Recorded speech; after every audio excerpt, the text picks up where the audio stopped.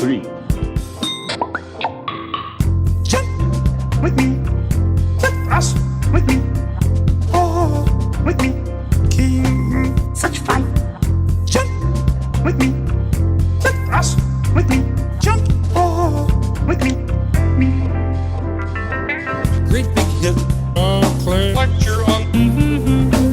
Great big hit, play music and good vibes. Great big hit, play like you're on. Great big hit, play music each day. Jump with me. Let us with me. Oh, with me. King, such fun. With me. One let us with me. Jump, oh, with me. Play like you're on. Play music each day. Yes, they know it's just to play like you're on. Just to play music each day. Useful and fun.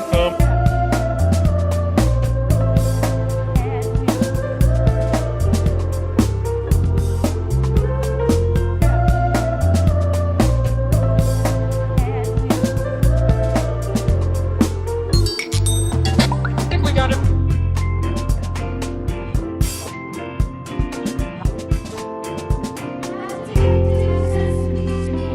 When green, dee-dee-doo, doo-doo, big bird, just, Great time on Sesame Street. Also, pepper, Pepper wonder, 2 and 2. P-O-G. This bird play. This bird This bird play music each day. Yes, they know it's this bird play. This bird This bird play music each day. Yes, they know it's.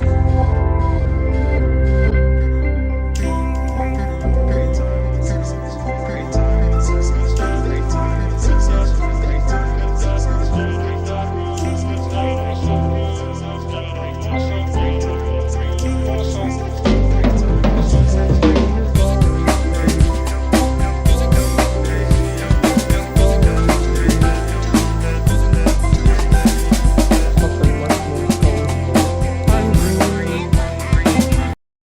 Well, hello everyone, and welcome to another DaraChat. You can unmute yourself now there, Arza. He is now a free man. He can speak. He can speak. He wants to. All right. No, you're fine. But anyway, welcome to another DaraChat. My name is Dara Moose, or Dara for short, because some people have what we like to call the illiteracy challenge. And the illiteracy challenge is when they're literate enough to say a name, but they don't say it right. So you have to Retro kind of- Dan. Oh. Or you have a retro Dan. That is the correct answer. But can I have what's the next weirdest thing you can hear about for a 500, Alex? But no, welcome to the Dare Chat. Of course, I get to have on the I would say illustrious, but that might go the wrong way. I get to have on the very magnificent, because you always wear a coat, like a nice coat on, like you're going someplace. See, I got bullied into this because before I was just streaming in like normal clothes in my dorm. Like if you look at old videos, I look like a total slob. My friend's like, "You're an asshole. You should wear a blazer and look good while being an asshole." I'm like, "Fine, I'll put it on." I put it on for show. I'm like, "Fuck." Yeah. You were right. This looks really good. Yeah. Then you should have like a disheveled tie. It's like, I don't give a fudge. Just this is what it is. Take it or leave it. Well, it's weird to wear a tie with a collarless shirt because I mostly wear Henleys. So. Well, that's fine. I was just saying, like, it looks like you're looking like you're sort of a clean wreck, and so you do like a disheveled tie, and it looks like, wow, he just came from a blast or something. Goodness sake, too many Jägermeisters. Too many Jägermeisters. I do have the perfect tie. It's got the tomato on it from VeggieTales.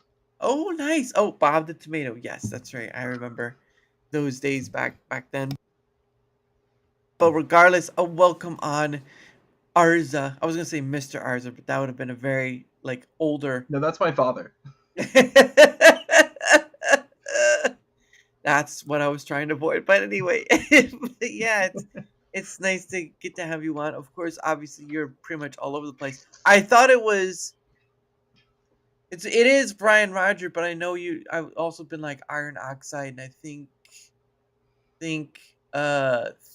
what Theo? Yeah, so Pretty mostly sure. with Iron Oxide, Theo Snodgrass, and then I was with Ryan Roger Athe until I got a job, and now I don't do much of Woohoo! anything. Woohoo! Turns Yes, out employment does cure YouTuberisms. well, that and you don't rely on it for like in the content creator thing, right? Like you don't rely on it for sustenance. You already have a full-time job, which yeah, it can get pretty messy. But hopefully, well, at least hopefully the job is working out. I mean, you are still looking just as partially good even now. I'm missing the glasses because they're falling apart, but I have this corded jacket that it looks terrible on camera, but Right. it shapes me really well in person. And then I found this Irish cap for $4, like the flat Nice. ones, at Goodwill. So I wear that every day, and people question whether or not I'm supposed to be there or if I'm robbing the place. Well, did I they look- ask? I look like an Irish gangster. Like if I was holding a steel pipe, nobody would question. Well, they would question it, but they wouldn't. They would have. There would be no weirdness going on. Be like, are you Irish? Yeah, sure. I mean, I've got the red beard, so There you go. it gives it away a little bit. There. Oh, you want a piece of this, do ya? I'm just gonna come over here and be with my shillelagh. And I'm gonna get you up to right at the R's. No, that's actually pretty funny because going into a Goodwill looking like you're a gangster already says so little of you because you're going into a Goodwill. I mean, almost everything you see behind me, I bought at a Goodwill. Like most of this was gotten from there. So, wow. Well, that's pretty nice. Well, yeah, because I mean, obviously, I've been to a Goodwill before, and they usually have deals or whatever, but they do have a lot of stuff you wouldn't normally see. Because there's also the Salvation Army. Obviously, people donate to the Salvation Army too, like they have their own thrift store. But Goodwill's been one of those places where you just go. I haven't been to one in ages though, so don't ask. It's been forever. But no, I don't. That's a good thing to have though. Kind of like finding deals and stuff, because it's like the saying, right? One man's trash is another man's treasure, right? And you look through a man's trash and said, "Look, chicken again? Seriously, do you have a problem?" give it just went to their dietary habits. That's right. And then we see the male lion eating more chicken, and we say, "What the chicken?" And I can't imagine how anybody thought some of this stuff was trash. Like, I was showing you this before the stream started, but Yeah. this is a radio. Yeah. It's also a television. Yeah. Got it. There we It's go. meant for camping, and it was $6 because nobody wanted it. Really? $6? Wow. What's the like? I'm pretty sure you get good range on it, but like, what's for the range for TV and stuff? Well, those TV signals don't exist anymore. So Oh yeah. Oh. they ceased they don't do the TV over the Analog. radio waves anymore. But Wow. that's okay because it has component in. Oh yeah, nice. That's right. It has a component in and a component out. The only issue is it cannot tune its own coloring. I have to manually tune the coloring of the video. Oh no. Wow. That's when you know it's old school right there. It's like, why does this look so black and white? Oh, hold on, guys. I can set anything to black and white. And the coolest part is I've got the stuff. I could put the stream on that TV. Oh wow, nice. I played Silk Song on it. Oh, the new one? Wow. It's pretty awesome. It shows your ingenuity for stuff. But yeah, no, that's a pretty good find. I know I've seen those before. Obviously, I've kind of seen those TVs before. Like you'd have like there wouldn't be like that one, but there'd be like a smaller one. I used to own back in the day like was it like a TV VCR combo? It was like a smaller one. After a while though, a tape got stuck in it, so it wasn't usable. The Yeah, TV. the combo ones, they're so cool. I'd love to own one, but it's like from a collector's perspective, they're like the worst thing to own because if the VCR breaks, you can't fix it. Yeah, It's just dead. yeah, You're SOL. yeah. It's literally just a box with the TV. It's like, listen, guys, I know you want to watch a VHS, but it's gone. Bessie's gone. I don't know what to tell you. And I get by that problem by just having a dual VHS DVD player. Oh wow, man, you're really going for the gold with all that stuff, though. That's pretty incredible. But no, so you've been doing an full time job or whatever, and because I know you used to do stuff, mostly being on other people's shows, but like making your own stuff, and so um, Yeah, I'd imagine. when I was in college, I was doing Yeah. videos daily. And then Mm, I would also be on like 3 to 4 shows a week. I think the most I was doing was 6 shows a week and doing daily videos while in college. And jeez. then I got really burnt out over the summer because it was like all I had to do Yeah. was video recording. Like there was nothing else going on because I couldn't find a job. Now I've got a Right. job and I'm busy from 8 in the morning to 5 o'clock at night. I'm like, I get home like, I'm just gonna play Marvel Rivals instead. There you go. Yeah, it's one of those things where, like, even for me, I can't do that kind of output. I mean, I do almost stream daily, but then I'm like, I'm not. What's the word? I'm not tied to it. If that makes sense. Like, Ow! Good lord. my gosh, the kitten was being a little rough over there. She said she wanted to roll over. There's Uh, no over because she was on my lap, so she grabs on. mm, Stop. and then Sorry. it digs right in there. But no, I myself, I have a full time job, and I just enjoy doing this. But there is also that thing like burnout and stuff, and when you're for some of these content creators, their livelihood is tied to it, and that's kind of one of those things that's so weary of is because you don't. I feel like you shouldn't really build your only financial dependence on it because it can instantly come as it goes. Hey, Alaska Jeff, how's it going? Um, but yeah, I just never got, and that's why I was like, if it ever became something great, but I wouldn't rely on it full time because it's just not. It's a hobby, and when you run out of time, one hobby's got to concede a little bit. And one day I plan to come back. I don't plan to be gone forever because I love content creating, Yeah, making the YouTube videos, doing my rants because my video style is ranting. I yeah, love doing that, but I've only got a couple of hours of free time, so yeah, while I'm in this adjustment period, some things go to the wayside, and yeah, my games don't. yeah. No, well, and why not? All right, like I do play. I've said it before, but to others, but I do play games. It's just I don't need to see why I would need to like stream them to others, right? Because it's really I just do it on my off time. Sometimes I don't even play a game at all because it's just like work and then here and then all that stuff. And I don't really feel like playing it, even though I want to. But yeah, it's just one of those things. And I have so many games on my Steam. Yeah, it's too much. What I plan to do probably tomorrow. So, as I work remote every Friday, and I'm done basically with my work for the month, which is Oh, fantastic. oh So wow. tomorrow I'm gonna count all of these. Yeah. Let me move my camera so you can see. I've got this giant wall of games right here. Mm, I've got a ton of games in this bookshelf right behind me, and then I've got like 300 plus games on my Steam library. wow. 300. I haven't even scratched that. I'm a little over 200 and that's it. I was like, I gotta stop. I know one time I went through and I calculated how much money I've spent and how much money I saved because most of my uh, purchases are on Steam sales. yeah, I think I've saved about 60% in total. that's not bad. Not bad, especially when, again, like you said, when they have a Steam sale, right? Like I've bought a number of games through Steam sale, but usually sometimes the Steam sales, like you have to wait for them to go there. Like the initial time the actual game drops to like maybe a few years down the road before it's um before they do a sell on it. And let's see, I've only done a few where I've bought the game. Let's see, I did the Black Myth one. I bought that as is. There was no deal for that. I'm at 10 games. Well, congratulations, Jeff. You are now less than we are. 10 games. Wow.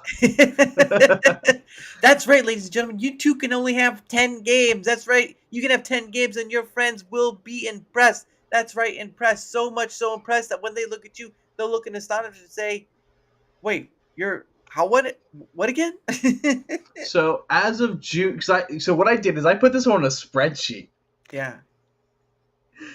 I don't know what inspired me to go through my Steam history and put it all into a spreadsheet, but as of June 6th, I have spent Hey, Gina. $2,992. Wow. If it wasn't for the sales, I would have spent $8,831. Wow. Oh, you should see my stack of GameCube games. Well, I used to have GameCube games and a GameCube, but I ended up getting rid of it because financial stuff. I know these guys. Yeah, I know you too, Gina. I know you too. You're on the YouTube side. Okay, in television, Namco. Oh, nice. So I This can. one's not GameCube. That's a Wii. I saw the Wii in there. That's a Wii. That is Bakugan Battle Brawlers for the Wii. Ooh. Because I'm in a Bakugan generation. Oh, that's man. I was back in the day as well. What was the game? Cubics. Cubics was the game I remember playing. It was a long time. It used to be a show on like WB Kids, but that was long time ago. All right, I don't know how old you are. Do Yes. you know what this is? I've seen it. Yes, Chaotic Shadow Warriors. I've never played it, but I've seen it. So this is based off of a card game that was based. Alaska Man Jeff knows the show. Thank God. Nobody knows what this is, and it drives me well because this is one of my favorite cartoons when I was a kid. Found the game. Nice. Yeah, I've seen it before, but it's been more like one of those games where it's not popular or something like that. Like they don't it's not really out there. And Lord of the Rings says I could probably narrow my library down to 10 Steam games to be happy. I still have my PS5 and my GameCube. Well, that's a lot. That's a lot. I'm not gonna lie in that one. Oh yeah, and the Lord of the Rings says, "Blower, I have that in television game too." Nice. Hey, for $2, I'm not going to complain about it. It has Hey, a bunch of games that I can't figure out how to play on my GameCube. Yeah. Hey, I wouldn't complain about it either. Funniest thing is, back in the day, I used to, when it seemed like they were still around, when Rooster Teeth was still doing its thing, and they had achievement hunters. They were actually playing a game of Uno. My Xbox doesn't have Uno. Oh my gosh. It was a game that you could really rip each other up because they put on like special ordeals and whatnot. It was hilarious. And then Lord of the Rings says Custom Robo is probably the most underrated GameCube games IMO. I think I heard of that one. I have not heard of that one. I think let's see if I can't hold on. Now I can get through the most underrated game of all time. It's my favorite fighting game since I got it. Robo. Aha, there we go. Here it is. So this is the greatest SNES game ever made. Rise of the Robots. Ooh. Also known as the worst fighting game anyone has ever made. Wow. So the people who made it only knew was that they wanted to use CG animation for it. Right. It's like one of the first games to really go heavy on CG. Mm. Problem is the people didn't know jack shit about fighting games. So if you're player 1, you can only play one person. Mm. This blue guy. But if you're player 2, you can select from 8 different robots. One of the main... this cartridge doesn't say it.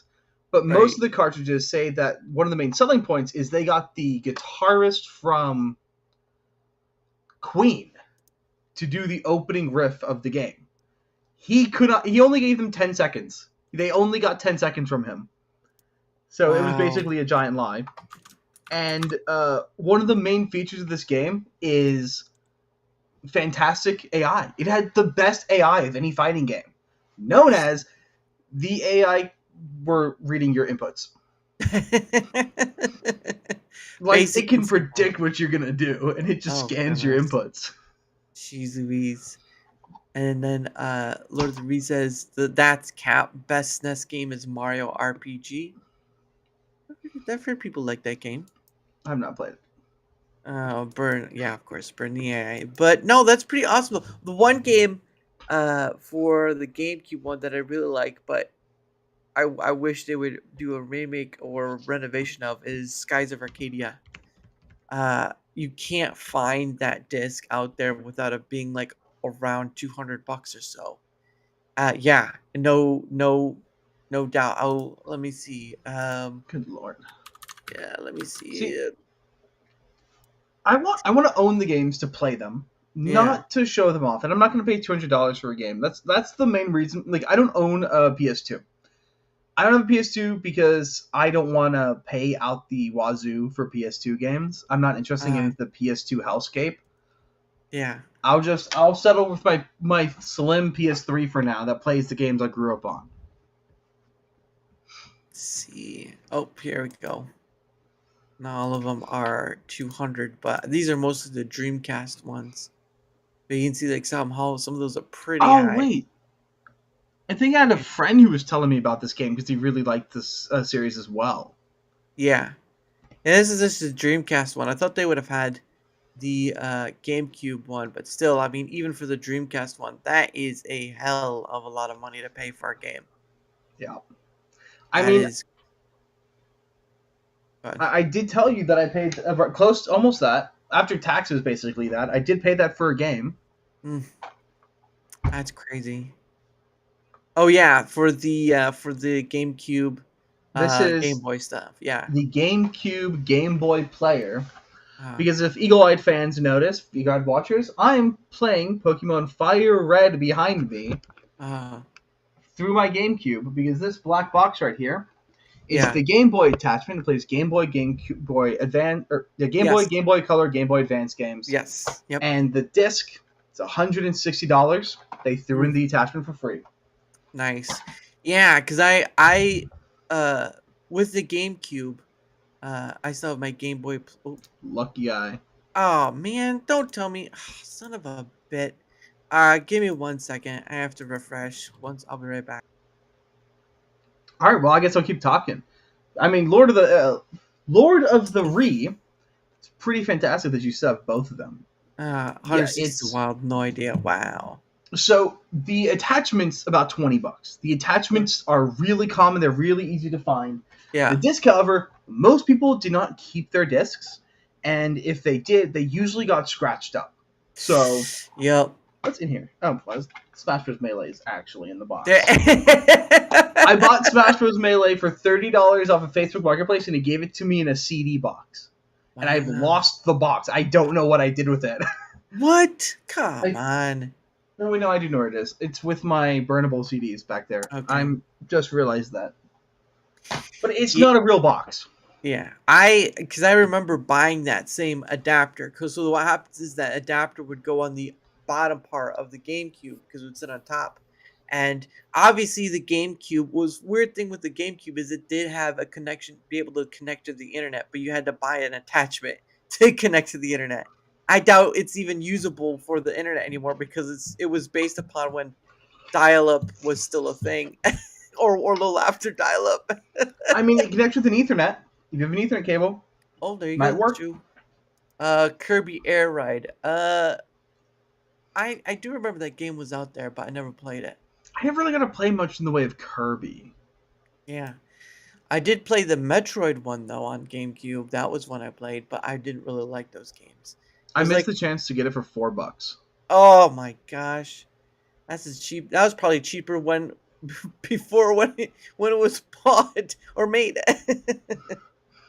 Well, somebody had given all their GameCube games to a Goodwill near me, and I was like a day late getting it. I was so upset. That sucks. I used to have that, but then I kind of sold it just because there were a lot of games I did like. Again, Skies of Arcadia, like the Medal of Honor games that you could play in the GameCube. Those were pretty nice. Um, and those were like, that was like, I don't know if COD was out during that time, but it certainly was before then. Uh, yeah, even Lord Reed says the Goodwill website has good deals on GameCube games. Well, yeah, because they're so like 20 years old at this point. Well, And the so, only like, thing is, the website's mostly an auction site. oh, all right, yeah. But actually, so this GameCube up here, I got at Goodwill for $15. Wow. Had no cables, so I had to buy new cables. But I Ugh. already had the controller because it came with my Wii. Yeah. My Wii didn't have any actual controllers. But Mm. Oh, what's that one? Oh, the old Metroid. Wow. Super Metroid. So my SNES, I actually got it off Facebook Marketplace. Some guy's wife was making him sell it. What a bitch! And he was charging $200 for the SNES, 4 controllers, 2 coax plugins, and 2 power cables. Yeah. And then like 8 games. Ooh, well, that's not I bad. ran the numbers. It was a $600 deal. Yeah. A lot. Oh, not that one. It was this one. The Legend of Zelda Master Quest. Yes, I actually had that once. So the funny thing was that sometimes, and I don't know how it happened, but sometimes the GameCube would come with like a promotional disc, right, where you could play games till a certain point in it. So one of those that I had one of the Splinter Cell games on it. So you could play Splinter Cell on it, and you could only go to a certain point. Like there were, I enjoyed being sneaky about it, but still it was what was that one you have in your hand? This is my most expensive game that I paid money for. The Legend of Wow. Zelda Collector's Edition, Yeah. which has the first Legend of Zelda game, Legend of Zelda 2, Ocarina of Time, and Majora's Mask. It also has a retrospective movie and a demo for Wind Waker. You get 20 minutes of Wind Waker you can play. Ooh. Oh my gosh, 20 minutes of Wind Waker. Goodness sake. That was when that game came out, it was so interesting because it was cell shaded, and that was the first time I had ever seen a game that was like that. Now, I'm going to make your audience question me, but almost everything here is older than I am. The Wow, I believe that. GameCube, I believe, is older than I am. Wow, a GameCube would be early 2000s. Had to be early 2000s. Let's see. I better GameCube. All right, so in Nope. Actually, I lied. The GameCube is still older than me, even if you go by the European release, which was in 2002. It's like 3 months older than I am. Wow. Release. Yeah, 2000. Yeah, it's 2001. It's funny enough, it in North America it came out on November 18th of 2001, which was like a month and 7 days after September 11th. So Cheer yourself up. oh yeah, there we go. I'm 33. I remember mowing lawns all summer to buy one. Wow, that's pretty awesome. But I didn't mow no, lawns, but I did shovel driveways. oh yeah, those are the fun ones when you have to break your back. Like, can I get a break? It's like, nope, you're almost done. No, It's one still- year I was 14 and Yeah. we got a pretty big snowstorm, and I went around. I like spent my Saturday knocking on doors, like, "Hey, can I shovel your driveway for $20?" Yeah. I made, I think, almost $200 that day. What? Nice. Hey, well, if the snow is heavy, they're looking at it like, ah, man, I don't have to do this. And then they come up, someone says, I could do for a 20. It's like, And I'm good at shoveling driveways. I used to live in Boston. really? Wow, I can't tell because I know a lady who's from there as well, and she has a little bit of an accent that sort of bubbles up underneath. I think it's probably easier for a woman to kind of slip back into accent instead of for men. But yeah, I've talked to. But it just whenever I hear that like Boston, whatever, it just reminds me of that Sammy Adams commercial. Your cousin from Boston. Well, I only lived in Boston for about 5 years, and I lived in Maryland for about 5 years, and then Yeah. but before Maryland, or before Massachusetts, was Kentucky. So Yeah. Kentucky, then Massachusetts, then Maryland. 3 very different accents, so I kind of just took a Mod Podge of them all. Oh my goodness. Yeah, well, I guess you were moving a lot with your family then? Yeah, That's a lot of moving. Goodness sake. not military. Not military. There we go. That's the ticket. He wasn't military and he moved around a lot. Was your dad a car dealer? No, he was he's in coding. He was a bug finder, so he would work on code and find the bugs and fix the bugs. And wherever he chose to go, they would immediately offshore to India. And that's why I hate DH-1Bs. Oh my gosh.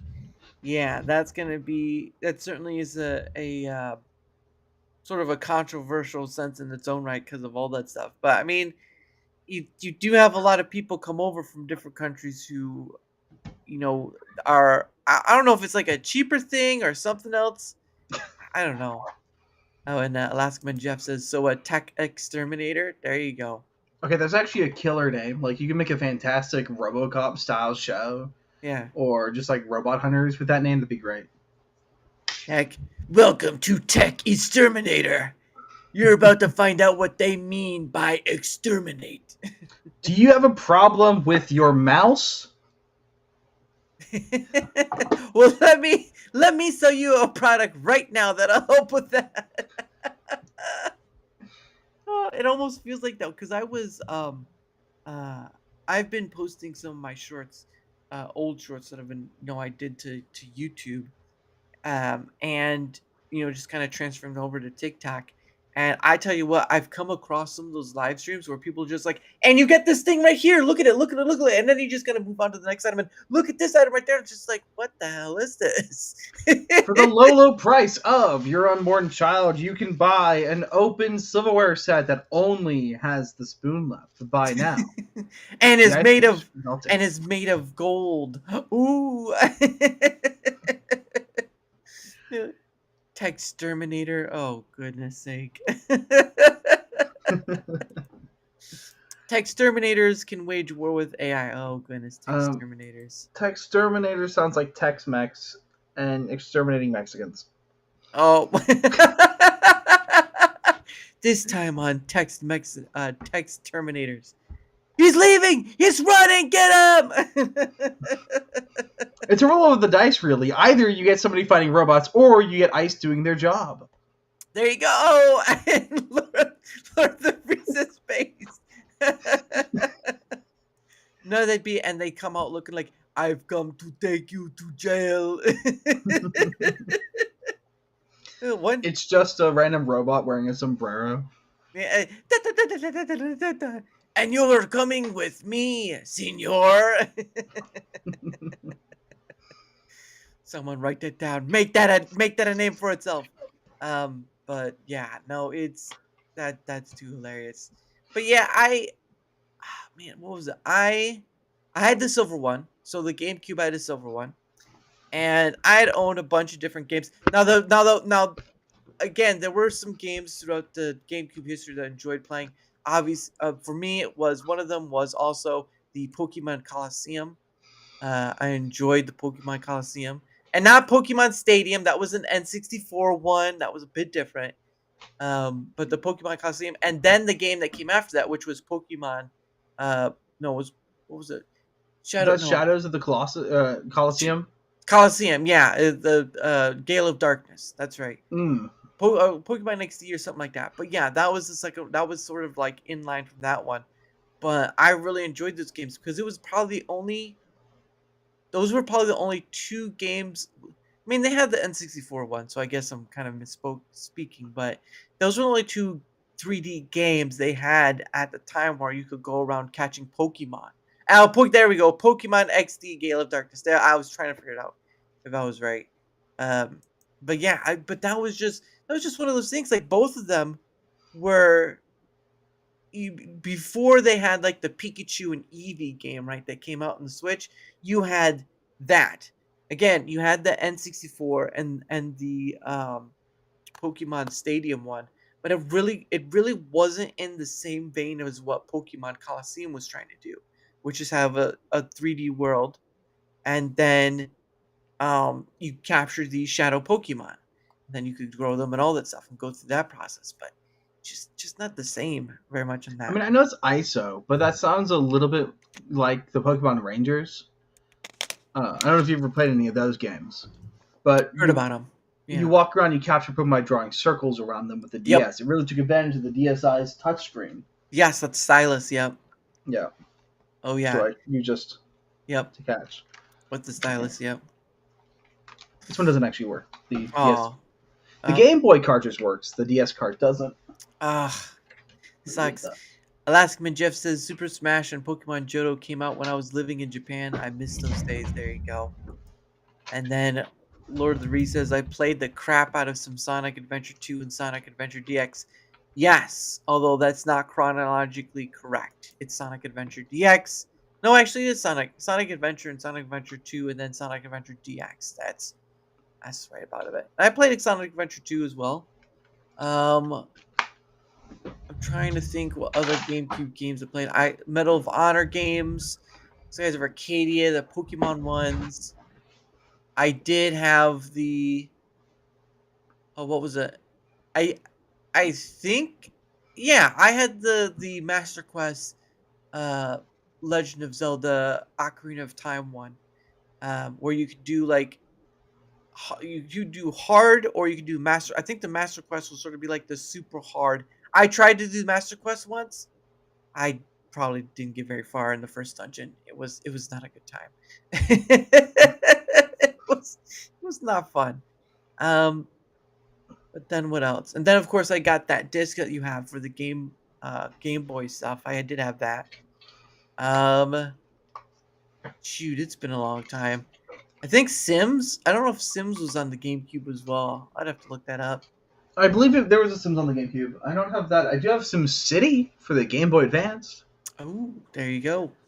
That GameCube attachment has a weird thing about it. So that's not the first time you can play a Game Boy game on a console.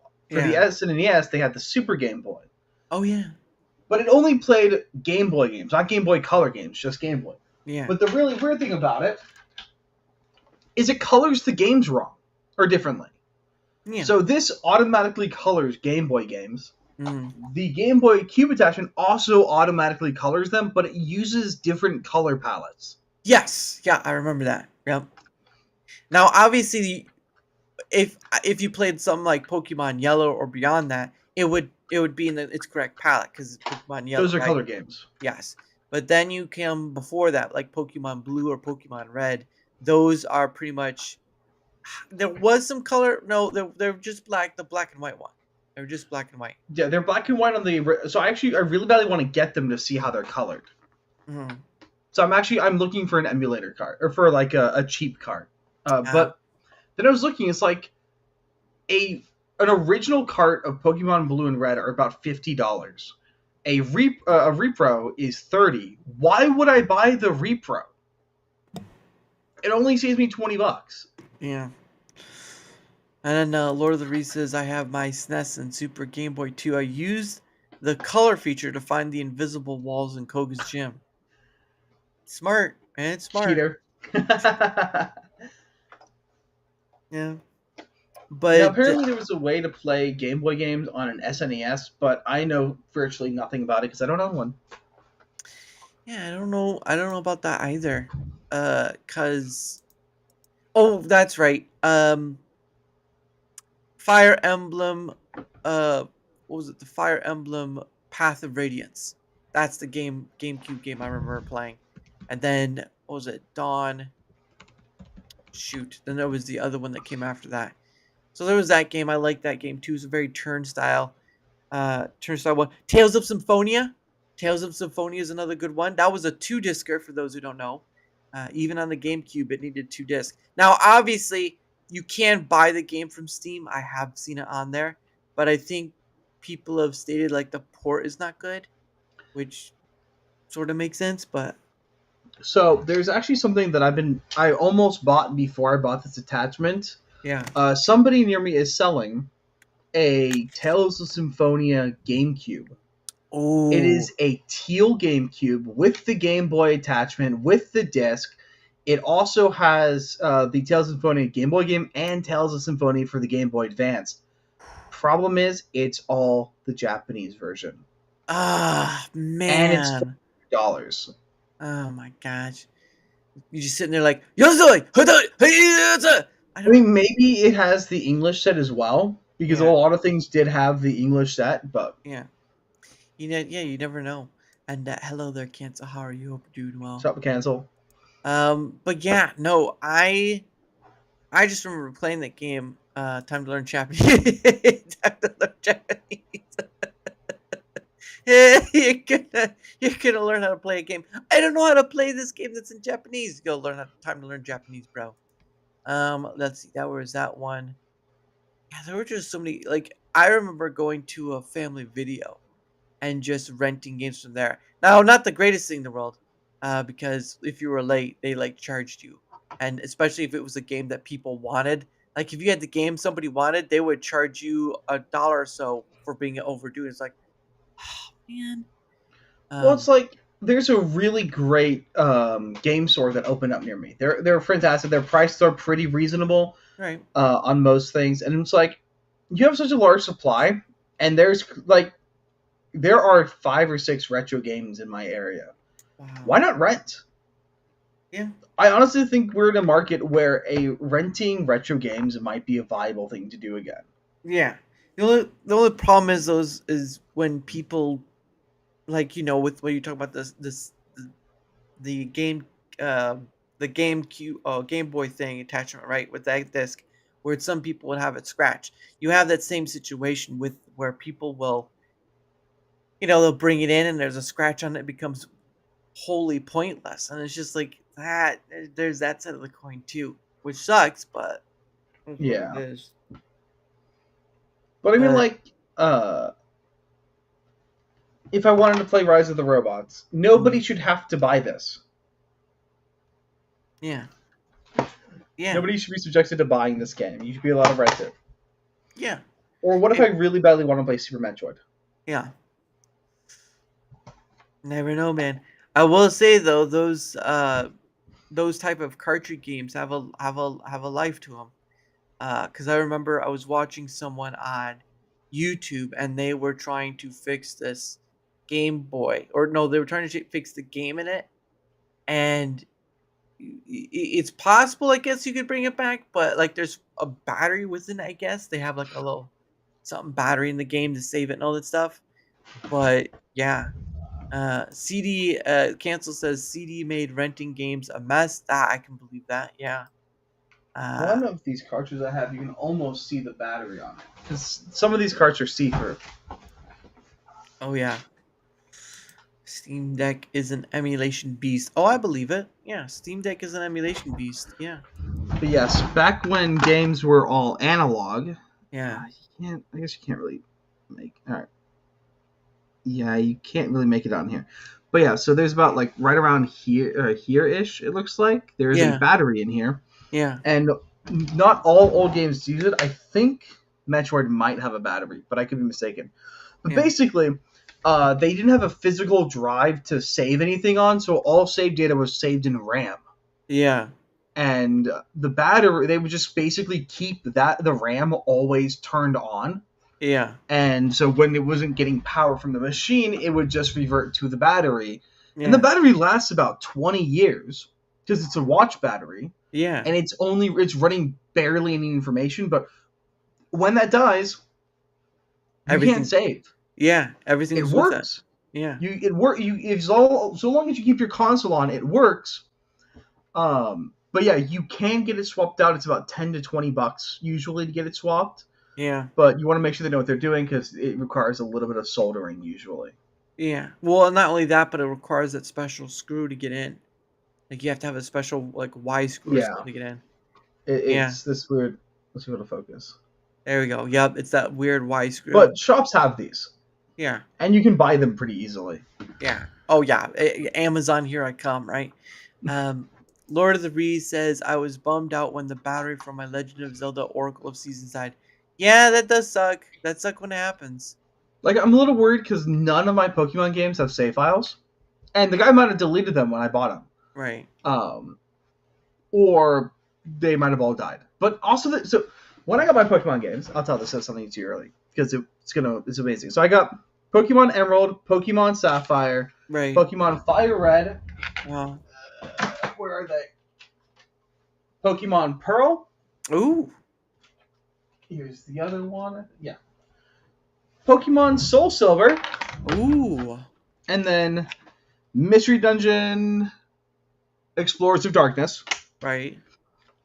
I got all of those. And then a PSP, a rare Yu-Gi-Oh card, the Paladin of... or Dark Paladin or something like that. It's a $100 Yu-Gi-Oh card. Wow. And a limited edition Tupac Funko Pop. And like some other random stuff in that shoebox over there. You just give me the full shoebox. Oh, there was also a Flygon and a Flygon, Turtwig nice. plush. Oh, nice. Well, yeah, and there's more and more of that happening with the Pokemon becoming plush items that people are buying. I mean, I don't know why they didn't do that before. X and Y are the pinnacle of Pokemon games, is what Lord of the Rings says. Oh, he's disagreeing. Don't. Oh, boo, boo. X and Boo. Y are fine. I just hate them because both my copies just appeared on the way to school one day. But wait, yeah, I think both of them are gone. But the only really good thing about Pokemon X and Y was the ability to ride Pokemon and the fact that Zorua could be caught on Route 1. Wow. Yeah, that's right. I mean, oh, what was that? You couldn't with the Pokemon Coliseum and the Gale of Darkness, you really couldn't ride in your Pokemon per se, because that was a weird thing, right? Like you can do it in the Game Boy ones, but you couldn't do it in the 3D ones. You know what I mean? You teach them the fly, you teach them cut, you teach them whatever, and it's like you don't get to use that. Oh no, in X and Y, you actually physically rode on them and controlled the Pokemon's movement, and they would do things to help you get past puzzles. Yeah. Yeah. Oh my gosh. Yeah, but I only went up to what Pokemon game was the last one I played? I know I played Television Pikachu. That was another one. Or was it called Television Pikachu? I'm pretty sure. That was a GameCube one that had all the episodes, right? It was one that would allow you to use like a mic. Nope. It's spells with a K. Hey, you Pikachu, yeah.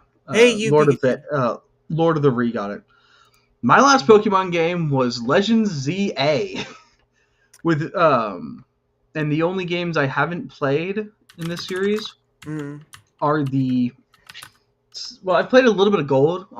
My grandma has a copy of Gold. I'm gonna try and get her to give it to me one day. But I didn't really play that generation. That's like and Omega Ruby, Alpha Sapphire, Ruby Sapphire. I didn't play that generation either. But that's basically the only one I skipped. Right. No, and I only played Pokemon Yellow. And that's where Pikachu was like your... And the funny thing is that Pikachu would walk outside with you, right? Like, I don't know if they even allow that for any other Pokemon now, because that would be awesome. It was, from what I remember, I believe that was a mechanic in Fire Red. And then in Diamond and Pearl... No, wait, I think it was a mechanic in Soul Silver or Platinum. It's one of those games. One of the remakes had it. In Diamond and Pearl, you could do it in a certain area. And then in Let's Go Pikachu, you had one partner you could have ride with you, and I believe your partner Pokemon was always out of the ball on you. And then after that, it became stable that you could choose one partner to always run behind you. No, that's not the one. No, that's not the one, Lord of the Rings. This is for GameCube. Pikachu... gosh dang it. Legends ZA is actually a really good game. Well, it's really good for modern Pokemon. It's far better than Sword and Shield and Scarlet and Violet. It actually felt like they were trying a little bit, and it's probably the most fun game to shiny hunt in. That's it. It was Pokemon Channel. Pokemon Channel was the game I was thinking of. Which is... Yeah. There we go. Pokemon Channel was the one I was thinking that I would do, and you would work with Pikachu, but they would have games and stuff that you could do inside it. Um, like Professor Pokemon, and I think there were things you could buy in it as well, like a quiz show or whatnot. But it was really awesome. Well, you could have like a 3D sort of thing with Pikachu, sort of like a maybe a Tamagotchi. I don't think you fed him though. I don't think you fed Pikachu, but yeah, it was pretty awesome. All right, and then oh my gosh, there was a game. I don't know if it's GameCube or not, but it was a game where what was the one? The star wishing Pokemon, Oh, Jirachi. Jirachi. Yeah, you have Yeah, the shiny Jirachi. y- yeah. The star Jirachi. There was a game of I don't know if it was GameCube or Wii or something where it was sort of in that same vein of the Pokemon channel. Um, I think that Jirachi. was a GameCube game because that Jirachi is pretty rare. Oh, Pokemon Coliseum bonus disc. What? Yeah, that's right. It was yeah. Okay. Oh yeah, it's just saying it was a Pokemon Coliseum bonus disc. But I swear I thought it was like it was a separate ordeal. Like, oh gosh. Ah, I'm trying to figure out where it was now because Jirachi. Um, Are you just thinking of the movie? no, there was a game that went along with it because they had like a special deal. Uh, No, so I game. know I do have a few Pokemon VHS tapes. Let's see. Well, here we go. We go to Pokemon. Let's see. Mystery Dungeon. I'll just show you what I'm saying so you're not all left in the dark. There we go. So Jirachi, I at least spelled it right, which is a good sign. Um, let's see. Other Pokemon Ruby, Pokemon Alpha, Shiny Pearl. But what about other games? I thought there were other games it was in. I swear I've seen it in another game before. Nope. Oh yeah, Jirachi's Wishmakers, um, is the name of the movie. Um, oh look at that, Jirachi was hold on, so I can at least get this in there. It says Jirachi was no, Jirachi was Tomiko Suzuki's last voice acting role and also her only credited Nintendo role. She died of a fatal heart attack on July 7, 2003, before Jirachi's Wishmakers theatrical release of July 19, 2003. To that day, Suzuki passed away on the day of Tanabata, the Japanese Star Festival, with which Jirachi is commonly associated with. Wow. That's a little interesting. Oh yeah. Oh yeah, it is. But yeah, I'll have to look at that later. But I swear there was a game. Either was maybe the Pokemon channel or something else, but it made an appearance in the game. A 3D game, not like the handheld one. Hmm. Because of all this stuff. She died of a fatal heart. Well, it is a heart attack is fatal. I mean, Yeah, because she died of a non-fatal heart attack. yeah. What's that? What are you like? Oh, no, it's not that serious. It just feels like it's a heart attack, but it's not fatal.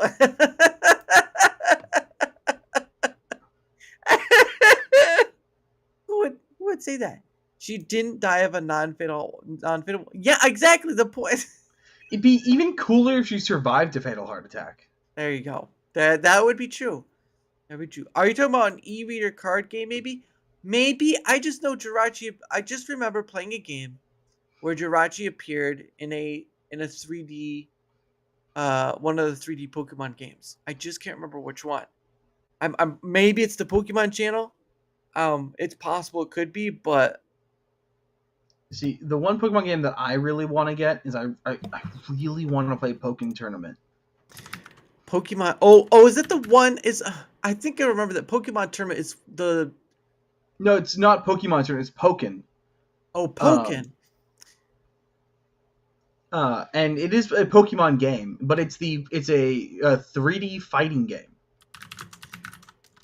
That was initially an arcade game that was only ever released in Japan, and they ported it for the Wii U. But that means I have to buy a Wii U, and nobody wants to do that. Yeah, because Pokemon is fun stuff. Yeah, exactly. I like that they're doing more 3D. Oh, Pokken is fun. Yeah, Pokken. Well, yeah, so is, Pokken is what I'm talking about, so I Yeah. can show you what that is. Oh, wait, I gotta go Google first. See, I don't know about you, but I use the Brave browser, which is great and all, but it has the worst image search I've ever seen. No, I use Brave browser too. DaraChat was also available in Sure. Pokemon Coliseum through a bonus disc in North America. Oh, I didn't have to ask for permission. It just shared it. Yeah. Well, I Well, was then on. how could you probably be sharing my screen? Well, it was. Well, I can just switch it back to Duo when it takes you off. Presentation is where it was at. These aren't good. Did they make a new one? But yeah, so it's literally a 3D fighting game. Yeah, where you yeah. play as Pokemon. Yeah. It's basically taking out the equation of what, having the adventure game was, and it just made it just fighting Pokemon part. Gosh dang it, Pokemon Rumble, new Pokemon Snap. Dang it. It may have just maybe it's the Pokemon Coliseum. I'm the one that's thinking of. Because I swear I thought I'd seen it in some kind of bonus thing. Whatever. Anyway, Lord of the Rings says I played it on the Wii U. There's a second version on Switch, I think. Is there Pokemon on Yeah, Switch? there's Switch one. Yeah, Pokemon Tekken Tournament DX, I think, is for the Switch. But it's so expensive. Oh, I don't doubt it, because I would use like a internet stuff. DX and Switch. Yeah, that's what I'm seeing right here. Yeah. I See, I have this great condition known as being a cheap bastard. So I want Wow. something until I see the price tag. Yeah. So do I. I like being a little cheap too. But yeah, that's Pokemon Tournament DX. Wow. That's crazy though, because like you can see the detail and stuff on that. That's crazy. Yeah. Ooh, Darkrai's in it. Oh my gosh. Kyo. I don't know what that is too. I wonder if they allowed like the mega. See, and there's more like with this one, there's more like skin detail, skin tone stuff. Like they actually Yeah, he look looks like leathery. yeah, he looks like an actual Pokemon. But look at So- that price tag. 60. I could- Well, $60 is not that bad. That is Compared correct. to the- There's Mega. So compared to the $80 they're selling like the current Switch 2 games on, are you kidding me? Counterpoint, for that cost, I could buy 12 Disney's Tarzans for the Game Boy Color. Are you? Why would you just buy 12 of the same game? Because this is the one I had at hand. I could do Monsters Inc. instead. Monsters Inc. Goodness sake, I would just. No, Why? okay, so that new game store near me, the new one, they do this great thing where all of their cheap games that are nobody wants are $5. Really? But they do a thing, if you buy $5 games, you get it for 20. Yeah. Great idea. I love it. And they do another cool thing. Is this the right one? No, that's one of them. Sorry, I don't see it right now. Here it is. Okay. So, they have these special cartridges, Oh. which is a sticker they put over it so you don't know what game you're buying. Oh. They only do these for Game Boy games. So Game Boy Color, and then the black cartridges that work on both. Oh wow. So when I do my 5 for 5, I get Quest for Camelot for the Game Boy Color, or the Game Boy Color Mix one. I get like Tarzan for the Game Boy Advance, and I get 5 games, of course. This is just Right. one of them. And I'm like, well, this looks really cool. Why not? I don't own any black Game Boy cartridges Yeah. other than Quest for Camelot. I go home to test to make sure everything's working because I never believe anybody. And wouldn't you know it? This was Quest for Camelot.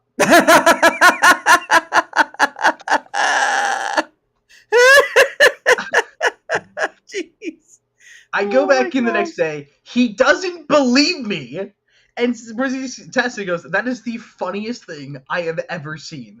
That is And proceeds to offer hilarious. me a new random cartridge. Oh my gosh. He gave you the same. Wow, that is So I incredible. put this into test, and then I ejected, put the other one. I'm like, did I fuck up? No. That is And the best too. part is, the random cards I believe were $11. So I got a $5 game for $11. Goodness sake, that is hilarious. Oh, so I have two of the same game. Can I just get the other one for different? Like, can I swap one of these out? It's like, yeah, well, do you want to get it? Or he offered if I wanted to swap it out for another random. And so I'm like, yeah, Oh, let me look around real quick to see if I want to exchange instead. But he was nice. He just let me swap it out for another random. So this is Rock 6 equals 6, yeah. which is Tetris with dice. Oh, It's fun. You nice. have to. I could not figure out how to score it. I had to look up the manual to figure out how to play this game. Jeez, that's crazy. But yeah, I just can't believe that you you, you just had that kind of luck. It's like after that, you should have been playing the lottery number. All right, you should have been playing the numbers. Look, But there's an old saying in my family: if not for bad luck, we'd have none at all. that's true. If you not for bad luck, no luck at all. Um, But so it is the top of the hour, and so what happens, Arza, is that I set aside some time for me and my guests to promote our stuff. Now, obviously, again, I've also I speak to people who are creators, so usually just give them time to say whatever. Um, but because you are a creator of sorts or want to kind of slowly get back into it, I did get your link. So if you want, well, hold on 1 second. There we go. So if you want to promote your stuff, the floor is yours. Awesome. Well, my channel name is Arzachat, and you can find me because I still have all my pinned tabs open, even though they've been inactive for like 45 days. You can follow me on YouTube, Instagram, Rumble, TikTok, and of course X, where I will post things at some point in time. Probably, I hope. Yeah. That's my intention because I do a lot of rant videos. I've been breaking off from just doing pop culture into Yeah. I've actually got some really good philosophy videos. Ooh. So like I have a 45-minute video talking about the problem with the lack of conservative media. Great video. I reference a Rush song for some reason. No idea why.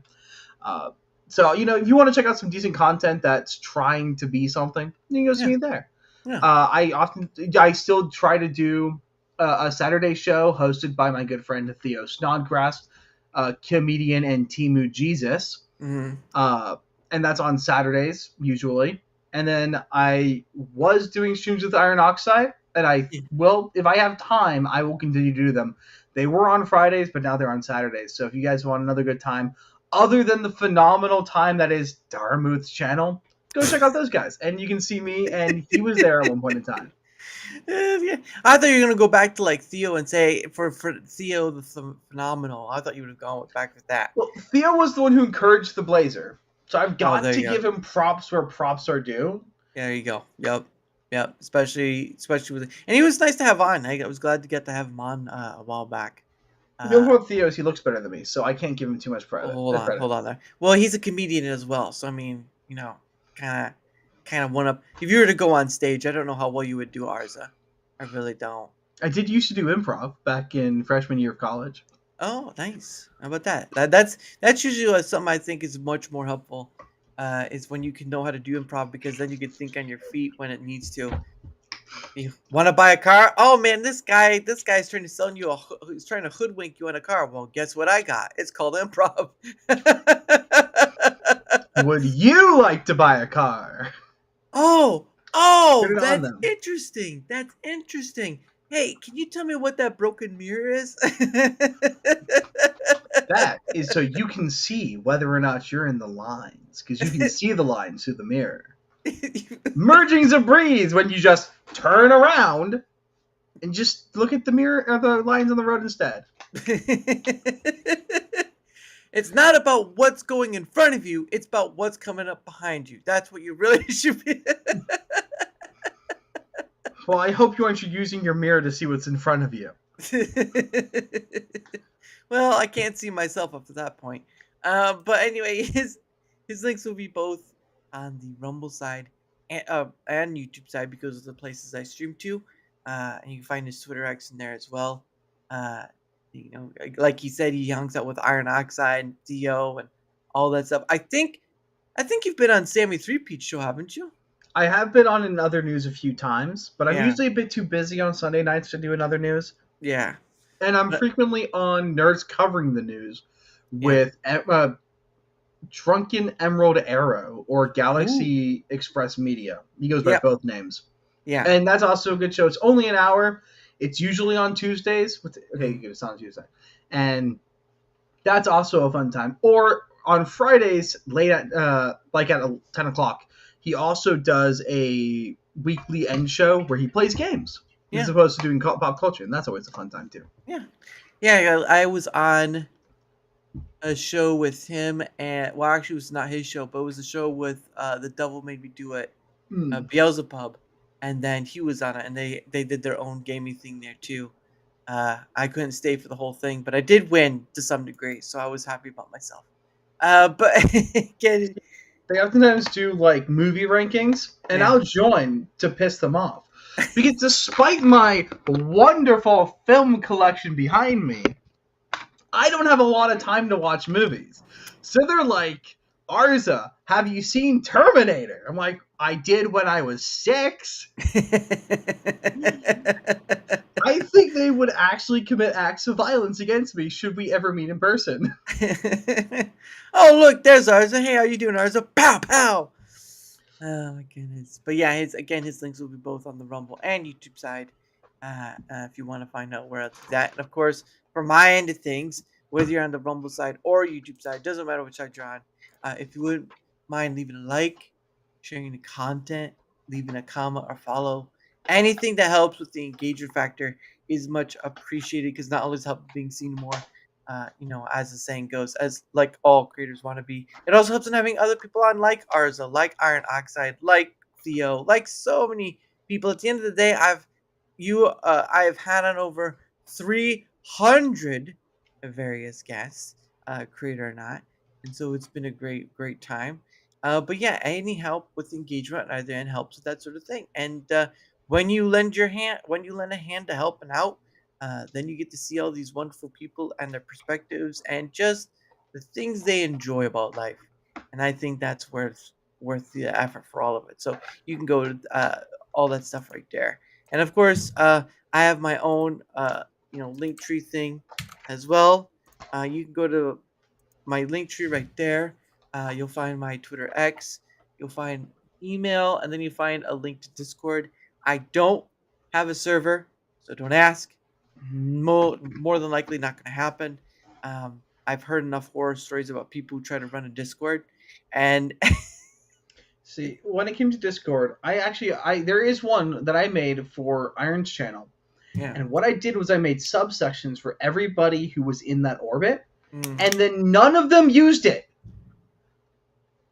I built this beautiful thing for the Rogues Gallery, and then let's see, there's like 6 other creators who have their own special spot. Yeah. Sammy Threepeat is the only one who ever posts links there, but he hasn't invited anyone into it. Oh well, then I guess that's on him then. But yeah, I don't have a whole lot of mental bandwidth, so I just come on and do my thing and I enjoy it. That's what's most important. And also, just a few more things. One is, I am part of Proton's partner program. And for those who don't know about Proton, there's Proton Mail, Proton VPN, Proton Drive, and Proton Pass. And this, what I'm promoting is what's called a Proton Unlimited plan, which encompasses all their suite of stuff. So obviously, give me 1 second. There we go. So obviously, of course, I've been trying to at least do like a show of what it does. So you can go to the link, it'll take you to here, and it will tell you a bit more about the stuff. But like I said, Proton is about privacy and all that. Again, it will tell you a bit more information about all the other stuff, Proton VPN, Mail, Pass, and Drive. And then you obviously it's obviously it's a paid version, so you get more. Um, but this is like the big chunk of stuff that you do get. Because again, I use it too on a daily basis, and the reason why, well, I can make money off it, but I don't promote it for that. I promote it for the benefit of the tools and stuff they have. Because you've probably heard in the news like, oh, this company got hacked and all the passwords and stuff got leaked out or whatever.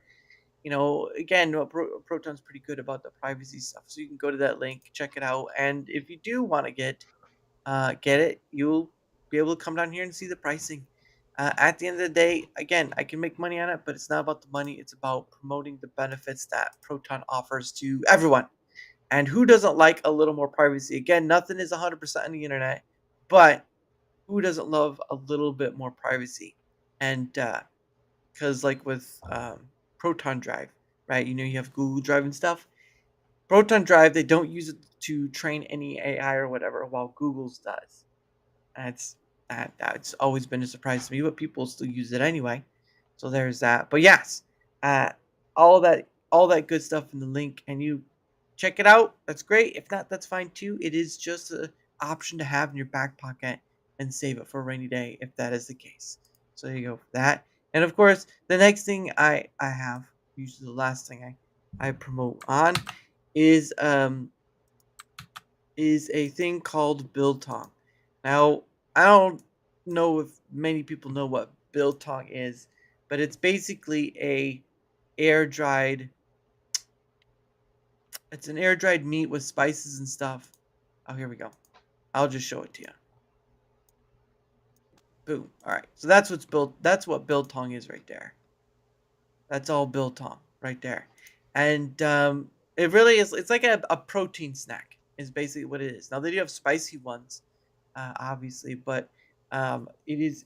It's just I once got like I think it was like an 8-ounce bag of like a Angus or Wagyu or whatever, which one it was, and I probably had gotten to like half the bag, and I was like, "This is a problem." It's like going to Krispy Kreme, and you're like, "I'll just take a dozen donuts, and then they're gone." Oh, look, it's the original glazed. Oh, where'd they go? I'm gonna buy a bag of chips that'll last me the full week, and now it's Tuesday, and I need another one. Yeah, though I'm right there with you. But they do sell other stuff too. They sell like candies and cookies and sweets and stuff from like the UK. They also sell drinks and stuff from the UK and a whole bunch of other stuff. There's some things that are from South Africa, but because biltong is a South African tradition of things of how to do it.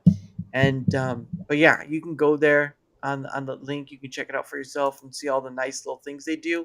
Again, it's a husband and wife who run this in Texas, so it is made in America, but um, it's just husband and wife and all that stuff. And they've been really nice to me. And I don't know if I get anything out of it, but they showed a kindness to me. They actually sent me some free samples to try. I was like, you don't have to do that, right? You don't have to do that. Um, but they did anyway. Uh, Once I gave them my address, and I'm like, well, I'll just try it and see, because I was like, I'm not sure about this. But it really is that good. At least from our perspective, it was really, really good. Maybe someone will taste and say, wow, this, ah. But anyway, but yeah, that link is there, and you get to use if you do buy something from them, you can use that code, I think, Dara, for 10% off. That's 10% off the wholesale of it, not just like a certain item. So 10% off the wholesale. So there you go. If you want to try it, it's there. If not, hey, you know what? An option in your back pocket for later. And all that stuff. Try to get through that as quickly as possible. I gotta time myself next time to see. And 3 minutes. I'm like, yes. But yeah, they've been kind Use to me. 20 and you'll be impressed. And done. All right, there we go. Oh my goodness. Well, yeah, and I'm not like, there's a whole difference with content creators and stuff, like, selling things and sponsorships and all this stuff. I'm like, I just here to promote a benefit I believe could be for all, rather than for myself.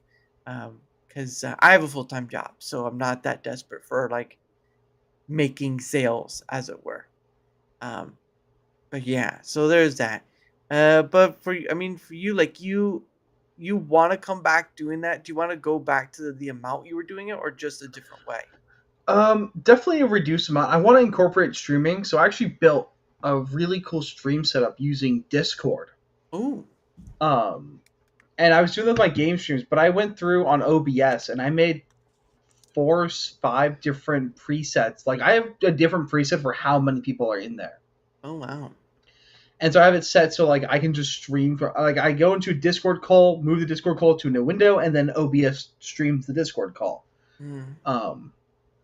And like it was kind of hard to do because like that TV is plugged into my computer. Where's the TV? Oh, never mind, it's still over there. I was gonna show you because it has one of my animated wallpapers on it. Ooh. I also have a cat in my lap, so I can't get up. But if it was normal juice, I would show you. So I'd like to incorporate more streams into it, just because editing's really the problem. Yeah. Like, editing takes longer than recording usually does, and I'm not Oh, yeah. doing a lot of editing. I'm like slimming it down. But I definitely want to come back, and I wouldn't mind doing more pop culture, but I want to do something that has a little bit more lifespan than pop culture. Yeah. Like I had a lot of fun breaking down an Instagram debate that I got into, where it was with this person who doesn't know what gender they are, making the worst arguments as to what their sex or what their gender, or as to why transgenderism is valid. And at one point in time, they say you are a grain of sand, and You're roboting out. Hold on. Am I good? Yeah, you roboted out. Oh. Now you're back. Now you're back. Really was an Autobot in disguise, huh? Or robot in disguise. Oh. Nope, I don't know what's. Yeah, you're still roboting out. Oh, don't tell me. Yeah, we're both roboting out. No, you're fine for me. Oh, okay. Yeah, you were roboting out on my end. It's like, no, Arza, why? Am I good now? You were the one. You were the one, Arza. You were the one. No, you're fine now. It's revenge for the Texterminators. Yeah, the Texterminator. We are sorry about naming the Texterminators. Not really, but but yeah. So you were talking about wanting to go beyond pop culture. Yeah, so I've done a handful of like philosophy ones. Actually, what I've been in the works for a long time that I just haven't had time to do is I've been reading C.S. Lewis's The Screwtape Letters. And when I finish it, I'm going to do a series breaking down a couple of letters at a time, showing how the left has co-opted every single one of them. Wow. Like one of the letters that completely knocked me on my ass. This one isn't really leftism per se, but it's more just like the general philosophy of it. Because so in the Screwtape Letters, it's letters written by a higher demon to a lower demon on how to corrupt a man. Yeah. And one of the letters, it directs the lower demon to make it so the patient is stuck doing things he neither wants to do nor ought to do. I'm like, that's fucking, it's doom scrolling. Yeah. This is a letter about doom scrolling written 100 years before Instagram was invented. Yeah. Well, okay, like 80. Not exactly 100 years, but I get your point. But I do own books older than Screwtape Letters. Like I have a book from 1864 over my bookshelf. Why you get so many old books? 'Cause they're cool. Oh goodness. And then don't drop it. Don't drop the book. I got one. So I've got probably about 10 to 15 of these old books. Yeah. This one I think is from. This one was bought in 43, but I think is from 30s. Where's the printing date? I lied. 1909. Woo! That's old.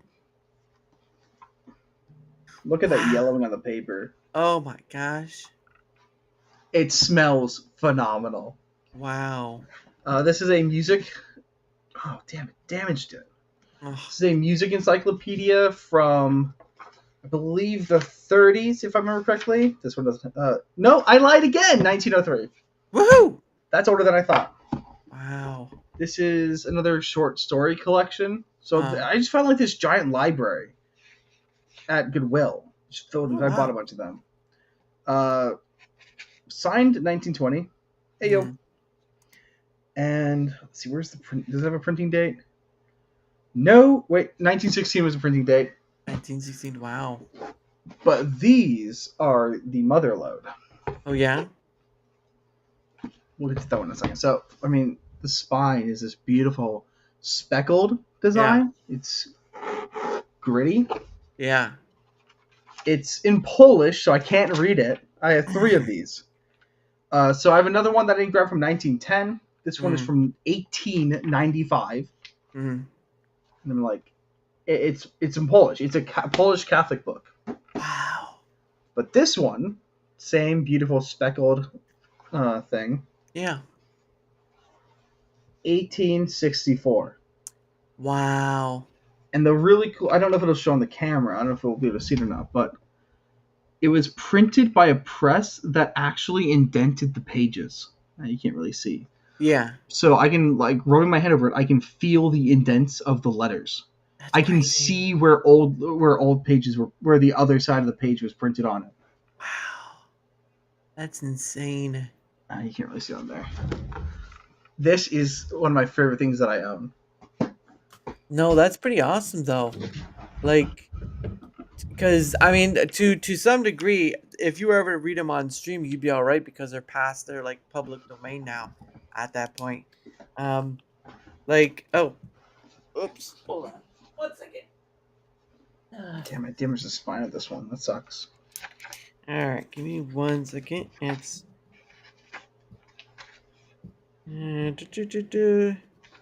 neurodivergent. You're about to become the biggest spender on the channel there, neurodivergent, with how much you've done. All right, there you go, Neuro. That one's for you right there. Question. Nope, that'll be for later. No, actually, I do. Funny enough, there was a book. I went to like a not an auction place, but like a what do they call it? Antique store. I went to an antique store, and I was just looking around and stuff. I really wasn't, wanting to get anything. But then I saw this book, and I think I know where it's at. Give me 1 second. 1 second. Ah, I got it.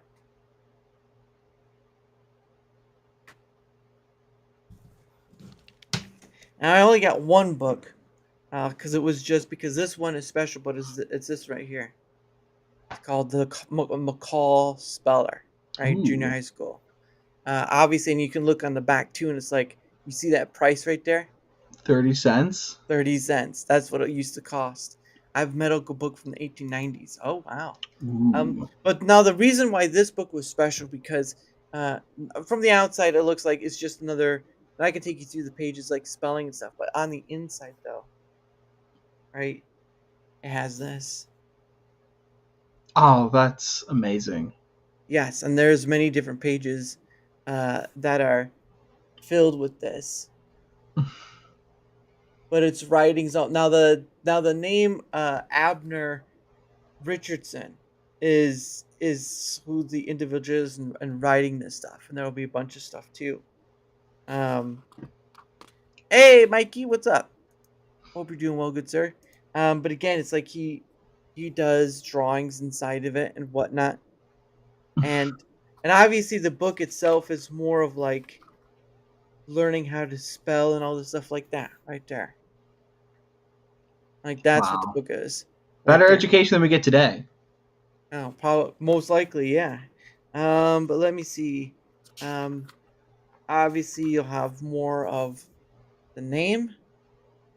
Now I've tried looking up the name, but I don't really think I didn't really find anything, so I'm not sure. Yeah, you'd have to like search like medical records in a specific area. Yeah, and that's kind of far out because there's not really much of a specific area. I'm trying to find some more. Well, have you looked at the school? Well, there was no school name in here either. I 'Cause thought, oh yeah, just a junior. Yeah. yeah, junior high school. Because I mean, that's the date right there, right Nice. there. So Copyright copyrighted 25. 1905, printed 1928. Yeah.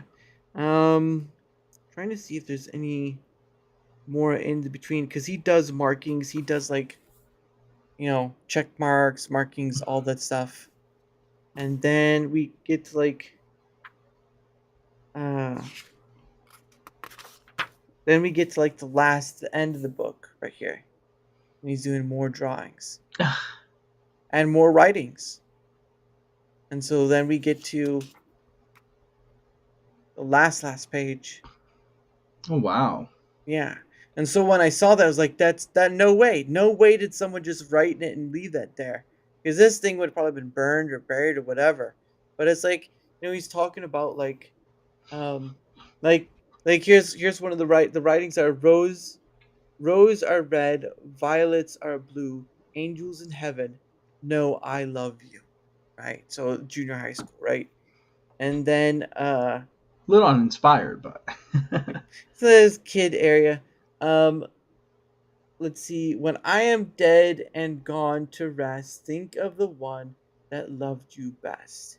And it's just stuff like that. Easy stuff. But it was like this little book had someone's drawings for almost, I don't know, 50, 70, almost 80 years ago. And it's there, right? It's just a book to read, but it's actual artifacts of drawings and whatnot. I don't know who the Abner Richardson is, but he left behind something that, for the time period, he really did like someone, and that's remained in this book. And yeah. I've tried looking for other books that had something similar, but I really didn't find it. But I was like, this is the book I'm keeping because someone left something in here. They probably thought it would never be found or whatever, right? You never know as a kid. But I saw that at an antique store and I just like I don't remember how much it cost me. It cost me like $6 to $10. I don't remember. Um, but it's like, yeah, I can't let that slip to the side because that's history right there. That's someone's history. And yeah. Hey Nightmare, how are you doing? And Yeah, I then paid Goodwill prices for all of these books, so all these were $1.59 each. I've seen little high prices for some books. There was a bookstore I stopped at. And it was a part antique store, part antique book area, and they were selling like first editions of this and all this stuff, and some of that was like hundreds of dollars for a book. I'm like, no, I can't justify that. I can't justify $100, like maybe almost close to $200 for a book. Well, this book that I was reading for a little bit. I gotta go back into it. I found a Yeah. good one. I'm like, oh, this looks cool. Apparently, John Dunning is actually a really good author, so Wow. I chose well. But this is all about a guy who opens after having bad experience in the police force, opens a private bookstore, an antique bookstore. I forget getting roped back into another one last mission type deal. So Nice. And how far you're not that far in the book, you said? I got like 20 pages into it, maybe 30 pages. See, it's really hard for me as a Zoomer to get back into reading because it's Yeah. like I'm used to playing games here, Uh-huh. watching YouTube over here, Yeah. and it's like you can't watch YouTube and read a book. No. It's not going to happen. You can't really watch TV and read a book either. You kind of can. Yeah. I mean, what helped me do it a little bit more was, well, like I was telling you for the stream, by burning CDs and DVDs. Yeah. I burned about 100 songs onto a CD using the MP3 format, and I've got that on my PS3 to shuffle play, Right. and that helps a little bit because that way I'm not wearing a headset at all. My phone's nowhere near me. I'll just sit on my bed and have music on my TV, Mhm. and then I read, and that helped a little bit. But it's hard getting back into reading. Yeah. What was it? I used to burn. I mean, I did burn CDs back in the day. Not too many, just like songs I had bought off iTunes, and you were able to burn, like, make a playlist from those songs and burn them onto the CDs, which that's how one way of getting around it. Um, but But yeah, I just nowadays I just like listen to if like someone's playing a game or whatever, or if there's a show going on, I just listen to it while I play the game. Because it's sort of like instead of wanting to listen to like the game noise or whatever, you can just listen to something else, which is kind of nice. But yeah, I wasn't gonna. I don't always listen to the game music, so I'm like, let's listen to something else a little more worthwhile. Oh my goodness. Um, but no, that was my goodness. That was back in the days of like when Napster was a thing. Goodness sake. Uh, and and what was it? No, it was I know there was something else called LimeWire, but I know that a lot of places got in trouble because of all that copyright stuff and whatnot. But yeah, it was certainly a time of gaining music. I used to I remember when you have to have like the disc man, and if you're trying to ride with your bike with it and you hit a bump, it's like, oh, son of a bit. Fortunately, that all predates me a little bit. Well, you can't be that young. Gotta be in what, your late 20s, Early. early 20s. Dang it, I'm super smart. 23. 23, Freshly 23. I turned 23 2 months ago. and you're in college now. I Or just graduated. you just go. All So I right, just got my bachelor's, and then I'll be going back for my master's and probably my doctorate in about 2 years. what are you trying to aim for? No, psychology. I want to get a PhD in psychology. Oh yeah, how's that going? Well, it's one of the easiest bachelor's degrees to get, honestly. And now I'm working, getting some experience. The only issue is, I'm a man with abnormal views on things. Yeah. People in the psychology field do not appreciate those with unorthodox opinions. If you do not support the cathedral, you're a bit of an outcast. Oh, crucify him. Exile Like I got him. I got a little in a little bit of trouble at work because I mentioned that I oppose medication for most disorders. Yeah. Which I'm like, that's not the most extreme view. Yeah. Or Obviously- yeah. I said that I don't think that college students should get IEPs. Mhm. Yeah. I don't. I mean, you're not wrong. I think there are times where you just don't need medication. You just need something else. Because I mean, there are points of medication you need. Like, I mean, if you have like type 2 diabetes or something, you kind of need something. But if you're talking like, I don't know, like people who have to take SSRs or something like that, there's a lot of times where you hear stories of people being overprescribed something, and it's just like SSRIs don't work. They Mhm. actually don't treat depression. Depression has literally nothing to do with serotonin. uh, SSRIs can cause effects that remove or reduce the impact of depression, but it's just as, if not more likely, to make your depression worse. interesting. SSRIs can cause psychosis, and suicidal ideation is actually one of the top side effects of an SSRI. That and an inability to get sexual arousal. Well, I didn't know we were gonna get this far with psychology, but we might as well get there anyway. But no, I've also heard like some people like it just for some who do like SSRs, RIs, is that it makes them feel unwell or something like that. They don't feel good, or it just makes them feel off. And there's a lot of like I was talking with my on Pacific in his show yesterday. It's like it's a sad fate when you hear these stories about people who don't see beyond themselves a bit and can't see like there's more to life than just what's in front of them, to kind of move forward, and then you just kind of see them take a quick exit out, uh, which is sad in its own right. Because I mean, there's too much. There's too much in this world for someone to say no. There's nothing for me here. I yeah, it really is. Really Well, is a sadness. Yeah.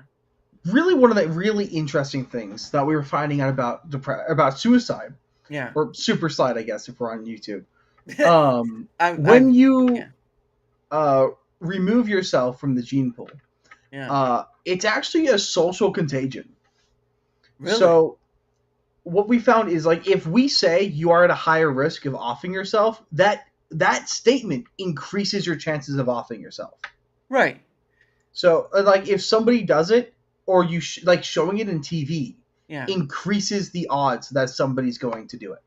Yeah, oh yeah, I remember hearing that. Like, if you mentioned suicide, that it would be more of a risk of people committing it because it's like a trigger word, like an actual trigger word, not like the trigger word sort of thing. Yeah. Um, Well, okay, so like what's really brought this around was people looking into suicide rates of transvestites.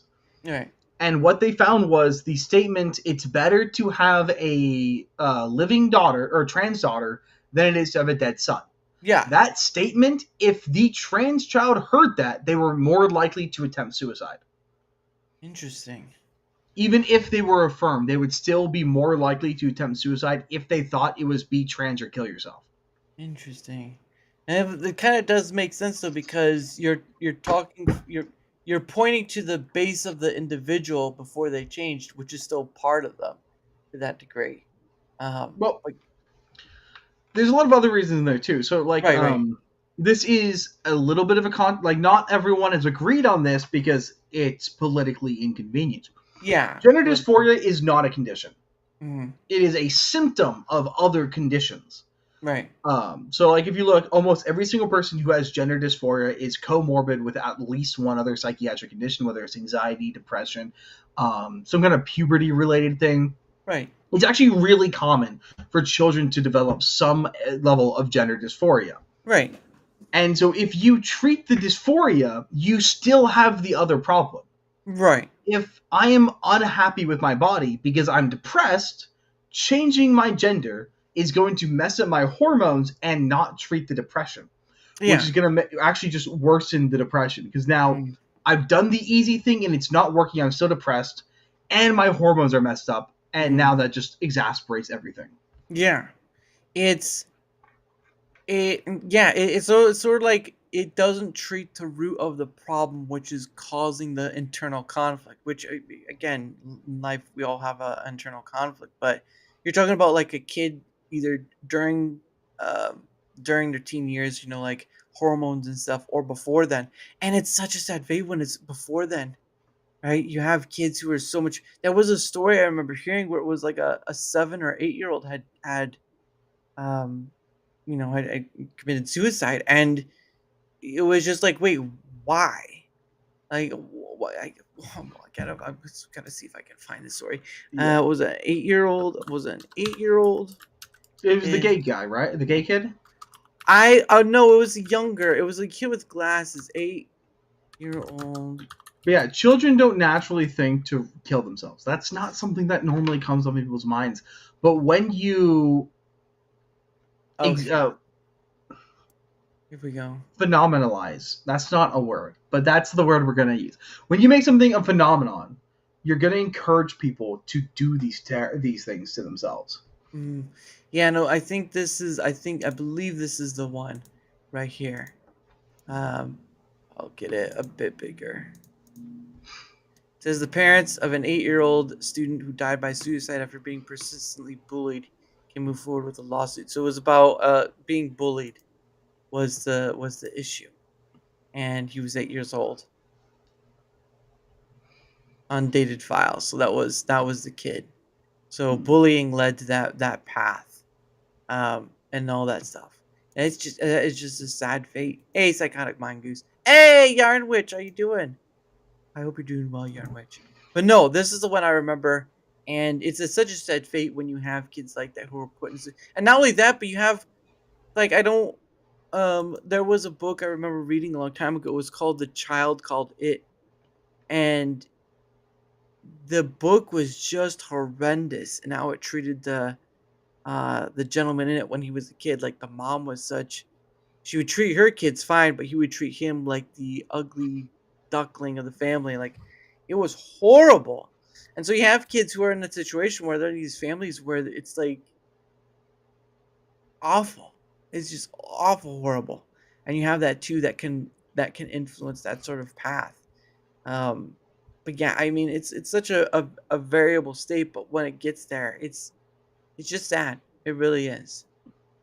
Well, another really inconvenient truth, especially about bullying, is being exposed to bullying prevents you from committing suicide because you got bullied. Yeah. I mean,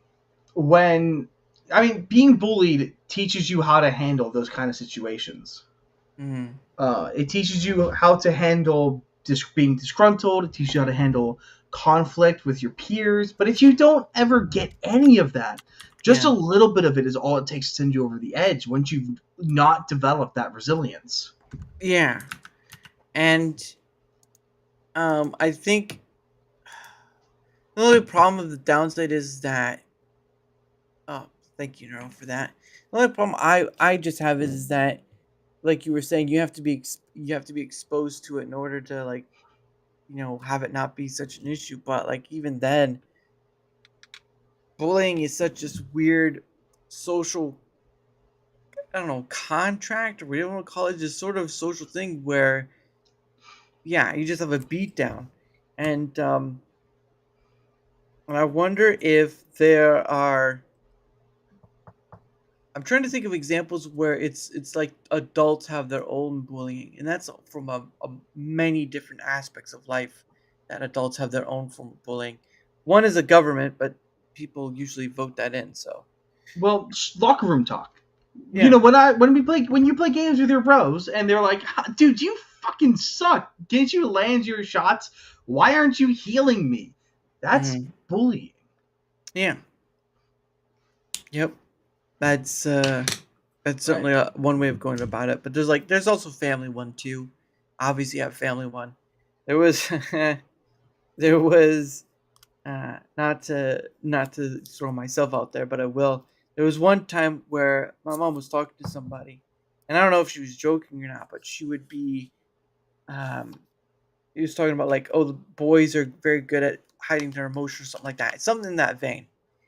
And she had made a comment within that range of that remark, and that hit me like, so you don't want me to show any emotion or whatever. And it's just one of those things like parents say some stupid stuff too, and they don't realize the stupid stuff they say can have implications, which I find fascinating. Like from your end, because you're studying this stuff, like how often has that come up where a parent says something and a child brings it up later saying they said this thing and that affected me this much. There's a really common saying out there that's used a little bit too much by leftoids, but it's the tree remembers, the axe forgets.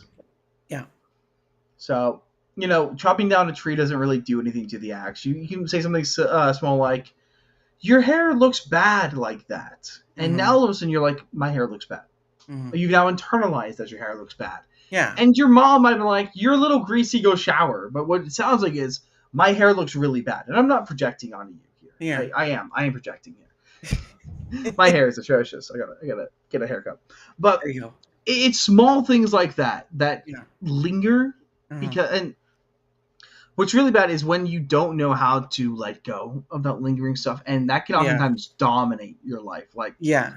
there are people who spend their entire lives trying to compensate for the one small thing that their mom pointed out. Yeah. Yeah. It's just always a fascination to me because this is a point of authority, right? A parent is a point of authority, and they say something to the child, whatever that randomness may be, and it's a very it's almost a negative connotation, and maybe they say it off the cuff. So in a way, what I'm trying to point to, in a way, words do have power to do something atrocious. It's just like you said, you have to be able to willing of let it go and whatnot, which is also the other half of that equation too. Like there's some people who can't because, especially if your parent says it to you, whatever the thing is, if they say it to you, that hits twice as hard, right? Well, another inconvenient truth is offense is taken, not given. You're right. So if your parent makes a relatively innocuous but slightly rude comment towards you, and you really take it to heart, you have some culpability in there. You chose to become offended, and then worst of all, you chose to stay offended. It's like slurs don't offend me. You know, I'm openly bisexual, even though I'm very good at passing as straight. Good for me. What's the indication there for that one? Everyone said, if I ever mention that, like, if I refute someone's claim of oppression, like, no, gay people aren't oppressed. Like, well, you're straight passing. Shut up. I'm like, okay, thanks for the biphobia. I won't say the F slur, but I was going to. That's fantastic. But well, the F slur does not offend me because I don't choose to be offended. Offense is taken. You have to choose to be offended by what somebody says to you. And you might get a momentary angry reaction when somebody says, you might emote, but you don't have to choose to hold on to that. You know, it's like there's very little that anyone could say to actually upset me because I simply don't want to be upset. Right.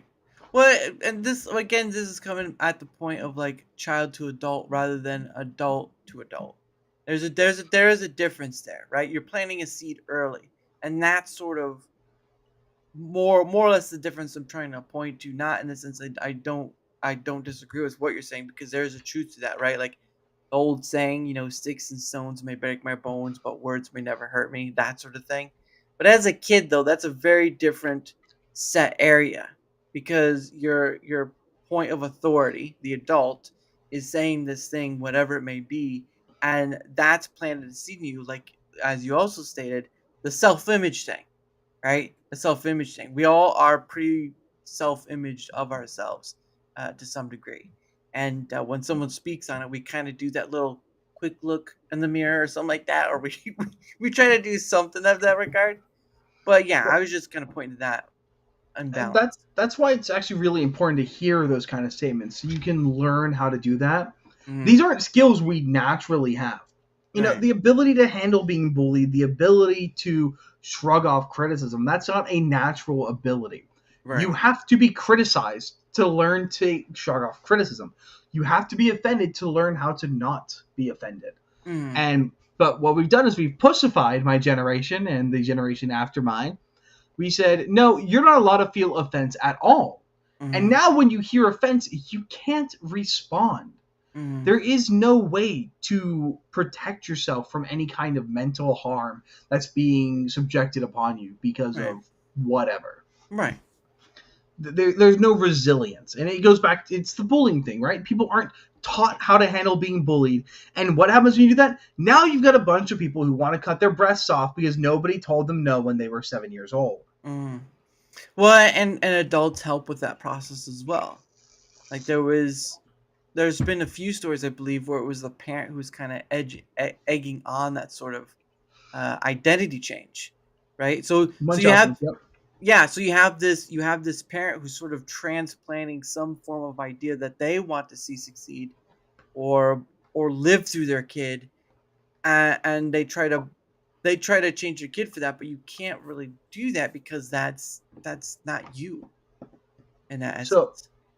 there, both homosexuality and transsexuality are teachable. They're Mm. programmed. You actually can, contrary to what people believe, you can be groomed into these things. Right. Do you know what the number one predictor for homosexuality is? Childhood sexual abuse. Yeah. Being a victim of sexual abuse as a child is the number one predictor that you'll be gay as an adult. Mm, It's programmable, and you can be convinced that your sexuality is different. I mm, mean, yeah, I am bisexual, but when I was younger, I was asked almost weekly by my mom if I'm gay, and it's okay if I am. That actually, what that actually does, that actually prevented me from accepting my sexuality when I finally realized I wasn't straight. mhm, But by her constantly asking, if I wasn't someone who was stubborn and very oppositional, mhm, that can convince somebody that maybe I am. mhm. Maybe, you keep calling me something long enough, eventually I'll prove you right. Yeah. And you keep pushing the gender stuff, you keep pushing that. Oh, you're so, but you're so pretty for a boy. You're so soft for a boy. You don't like that rough and tumble stuff. You can say those kind of things to disarm a young boy's perception of his masculinity, mhm, and then slowly open him up to being projected upon because the Right. mom wants to feel special. Yeah. It Oh, crap! I was gonna say something, but I forgot it.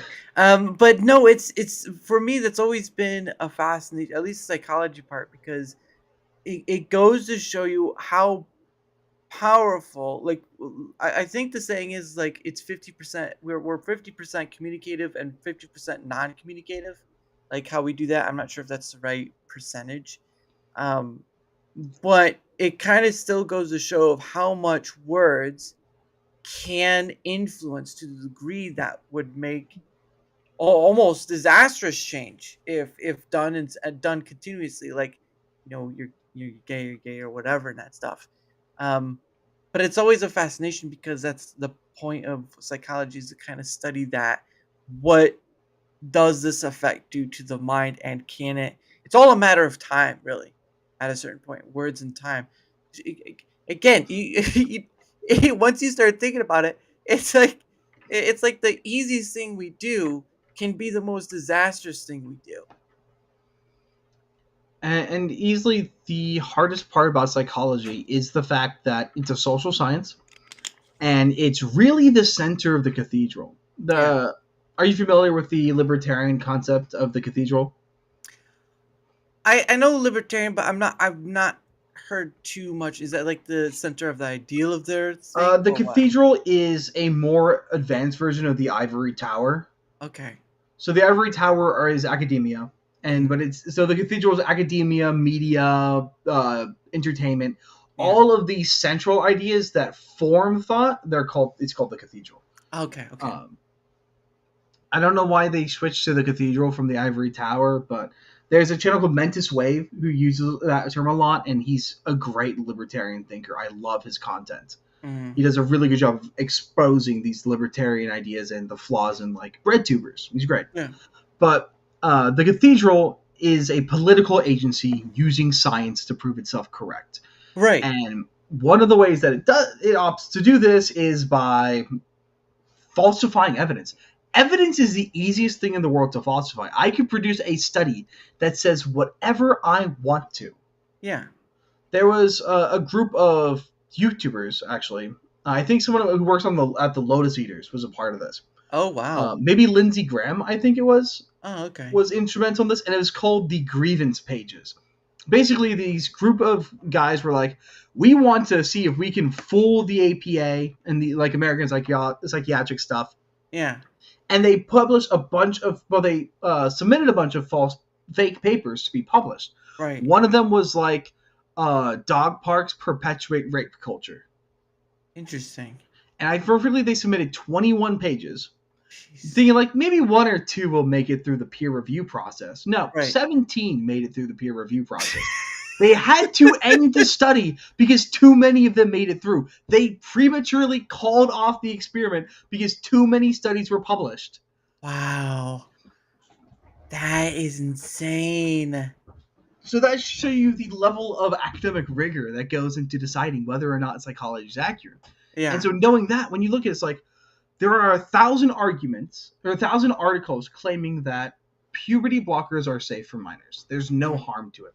Right. And yet the UK just made it illegal made it very hard for minors to get puberty blockers because they did a study that found that not only are puberty blockers not reversible, Yeah. but they significantly increase the likelihood of cancer, infertility, and suicide.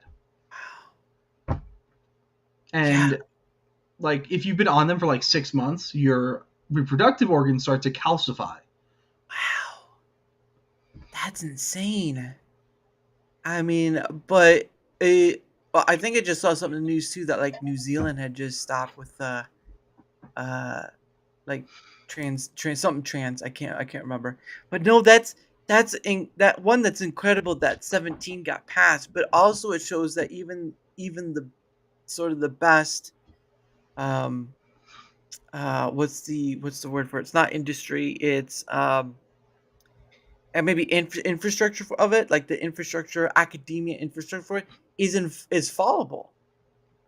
Like, because when you were talking about like them coming up with stuff, I was like, well, that lends itself to confirmation bias because confirmation bias, for those who doesn't know, is something where people will look up information in order to support the whatever the thought is. So basically, you could skip over information that goes against what you believe and go for the information that supports what your belief is or whatever. I'm a human being. I'm not perfect either. We're kind of all affected by it, but it's just a fascinating matter of fact where that such like like almost any side will do it, and that's why I don't like politics, just for the very reason of where it brings up the tribalism factor, which we're not free from. It's not like you have family, you have friends, you have all this stuff. There's a form of tribalism there. It doesn't leave because you say so. If you're ever going to start sounding like you're endorsing Marxism here. No, it's just wait. No, it's just no, it. What? I'm joking. I'm joking. One of the one of the neo-Marxist thoughts is that you have to get rid of all hierarchies, and that includes the hierarchy of the family. No, I was looking at chat. I apologize. No, I'm not like, like I'm not like anarchy or whatever. Like I know I'm messing with anarchy you is. though. I thank you for that. But I know like anarchy could be brought in and all that stuff. My thing is just like, for most of my life, I was told vote here, just vote, right? Just vote, just vote, just vote. But there's really been given no, consideration of like the why part of it. And so you're telling your kid to vote, to vote, to vote, but then they become to a point in their life where, like, what's the point when I'm looking around and I see all these different compartments of the big thing? Oh, okay, thank you for that. Cancel. I was like, he did this, so you got it wrong, and so then he got it right. So, oh goodness, thank you, sir. Um, but I don't know. I just am very fascinated with the psychology of things, because one of how part of it lends itself to like not the hypnotism that we think we know, but sort of like how words can be a form of whether a manipulation or what or a form of uh bettering, if that makes sense. If you control how somebody speaks, you control how they think. Yeah. What was that? 1984, I believe, was all about that. I haven't actually read 1984 yet. I if you control how someone speaks, if you control I'm gonna see if I can Well, and find it. I make people really mad because I'm adamantly opposed to ebonics, because in my opinion, ebonics merely is a way to control certain populations and dumb them down. Conversation with, yeah, I was just trying to see where that came from. But yeah, I just there are just things about our world as a whole where you have a lot of rules that were made before you ever came into it. And there will be a lot of rules made after you're gone. And during the time you're here, you're dealing with what was then built up for like the civilization part, because obviously, you don't want the Wild West of like people killing each other for just whatever reason, right? Like, kill to take the wife or all this items and whatnot. You don't want that kind of Wild West, and so that's why human beings create rules, so that you don't really end up killing your whole civilization out of greed, envy, and everything in between. But it's just, I don't know. For me, it's just a real interest in it, because I've watched like again, like there's a book. It's called Influence by Robert Cialdini, and it's mostly geared towards marketing. But he talks about 6 pieces of that regard: likability, scarcity, uh, commitment and consistency, uh, reciprocity, and um, man, I'm forgetting one. But there, you would give bits and pieces for each of them, and it was just like you see these pieces come together. They're just sort of like, the likability and all that stuff of someone, or what someone says or whatnot. I just find the whole of it crazy. Put in a lot of it to give you that raid. Darn what? Who's Sully? Who's Sully? Oh, I thought that was cancel podcast. Oops, sorry. I thought it was No. cancel podcast. I know it's just real. Says real hard truths. But anyway, but no, I don't. I'm just very interested in it because basically psychology is just the mind chasing the mind. Yeah. Basically, what it is. I Which see is- Mr. Scott Awesome in the chat. I remember you this time. I forgot him Oh. one time. He appeared, he followed me or he saw me somewhere, and I forgot who he was, and I felt really bad afterwards. But this time I remember him. I see Oh you, my bud. gosh, Mr. Scott, did you hear? Well, he did say he was sorry, Mr. Scott. So I hope you can forgive him for forgetting, because we don't want to hold that against him. But regardless, but yeah, I've always been fascinated how, again, in that faction of psychology and how words can be used and all that, and I'd rather use words for the betterment of rather than for manipulation, because that's the thing too, like scams. Like there's scams out there every day who use forms of social engineering or forms of urgency, I think it is. Like they use for different forms of urgency, like you need to, like you're about to be late on this bill or something like that. All this stuff, it's just, Yeah. it really is fascinating. But yeah, I don't want to bore you with too much of that. But anyway, because it's just nice to be able to get to talk about that.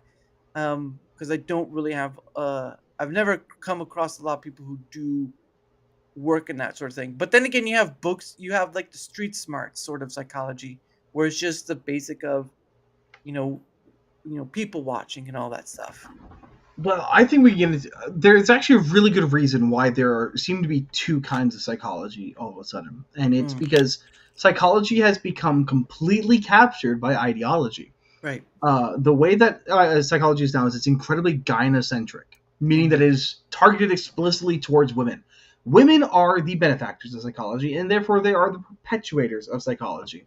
Right. Men are no longer allowed to be psychologists because they're too pragmatic. And so, therefore, women don't want male psychologists because male psychologists try to solve problems. But if you have a female psychologist, she doesn't solve your problem, so you come back next week.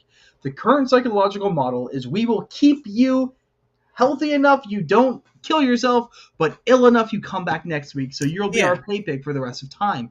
And that's following the gynocentric or female-centric model. That's the rumination to sit down on the couch and tell me how you feel. Tell me about your mother. It's this very Freudian, we're not going to solve anything. We're just going to make problems worse. Right. Well, and that sounds like how people see the medical industry, where they're just keeping you sick enough, to keep getting medicine and whatnot. Because a lot of times you don't need to be prescribed the medicine. I'm not saying that there aren't medicines that don't need to be prescribed, because there are people with like type 2 diabetes or stuff. There are important medications, but again, a majority of medications are like, they have these side effects that don't make sense. And you're just like, you're taking medication that could literally just give you you could take medication that gives you anal seepage. All right, that's about as far as that needs to get. When I heard that, I was like, are you saying diarrhea? Is that what you're trying to say? Sounds like it'd be a muscle relaxant that prevents you from closing your sphincter all the way. Oh. That's my guess on what would cause anal leakage. Yeah, that's a it's like what? Where's this trail of liquid coming from? Oh, people are gonna have nightmares tonight. But anyway, it is the top of the hour again, and so what's gonna happen is we're gonna kind of wind down a bit, because one, I do have work in the morning, and two, I also have to set up for tomorrow's show as well. Plus, I don't want to keep Arza too long, because he's probably like, he's got work to do. So, and all that stuff. But I usually don't go too long anyway, because, just because of those things could cause death. That is true. That is also true. And thank you for that, Mr. Scott. But anyway, what we're gonna do is we're gonna do what we did earlier, just to promote our stuff. We don't have to linger on it too long. But then we'll go into a few other things, and that'll be it. So if you want to do your whole thing again, it's up to you. All right, well, like I was saying earlier, if you like listening to me talk about psychology, if you like listening to me talk about philosophy, if you want to hear me talk about video games, you want to see me try to be funny, I don't do very well, but I can certainly try, you can follow me on YouTube, Instagram, Rumble, TikTok, and of course X, where at some point in time, I will probably get back to doing content creation, most likely.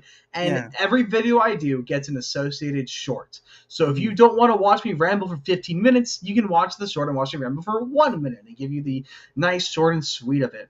And if there are any topics you think that you might want to hear from me specifically, feel Mhm. free to DM me. If you DM me with like, hey, I really want to know more about this, I'll try to do some research onto it, and that might be my return to YouTube, is just doing requested videos while I get my timing better situated and I just figure out a better way to balance my schedule now that it's Right. shifted. And if you ever want me on another show, anybody wants to get me as a guest, I'll still do live stream appearances because honestly, this is so much fun. Yeah. I love doing this and Mhm. creating content, and your show has been great. I really appreciate that you reached Oh, out to me and thank are you. having me on. Yeah, no, I'm glad I was able to because I know like looking over your stuff, I know you hadn't done anything in a while, so like, well, he could just be busy or whatever. So you never know. But that's why you always ask. That's why you always ask. So I'm Yeah. glad. I'm glad. And plus, again, Iron Oxide, Sammy 3P, all those people is like there's that connection between all of them too. So, uh, but yeah, no, it's nice to get to have you on. But yeah, again, his link is going to be down below on both the Rumble and YouTube side because that's where I stream too. That's where I put my stuff. And if you want to check him out, well, you can go to his X, and that usually is like usually. And that's the thing too is like I know a lot of people have a lot of issues with X, but like there's no other platform right now other than maybe Facebook where it's just like the go-to place for a social what was that, like public, was it social public square, I think it would be a correct word, is like social public square. You could do Facebook, but Facebook feels to me like what MySpace feels to those who are starting to use Facebook. It's just when Facebook started to come out, MySpace started feeling like a retirement home, and now Facebook feels like it's starting to be a retirement home. So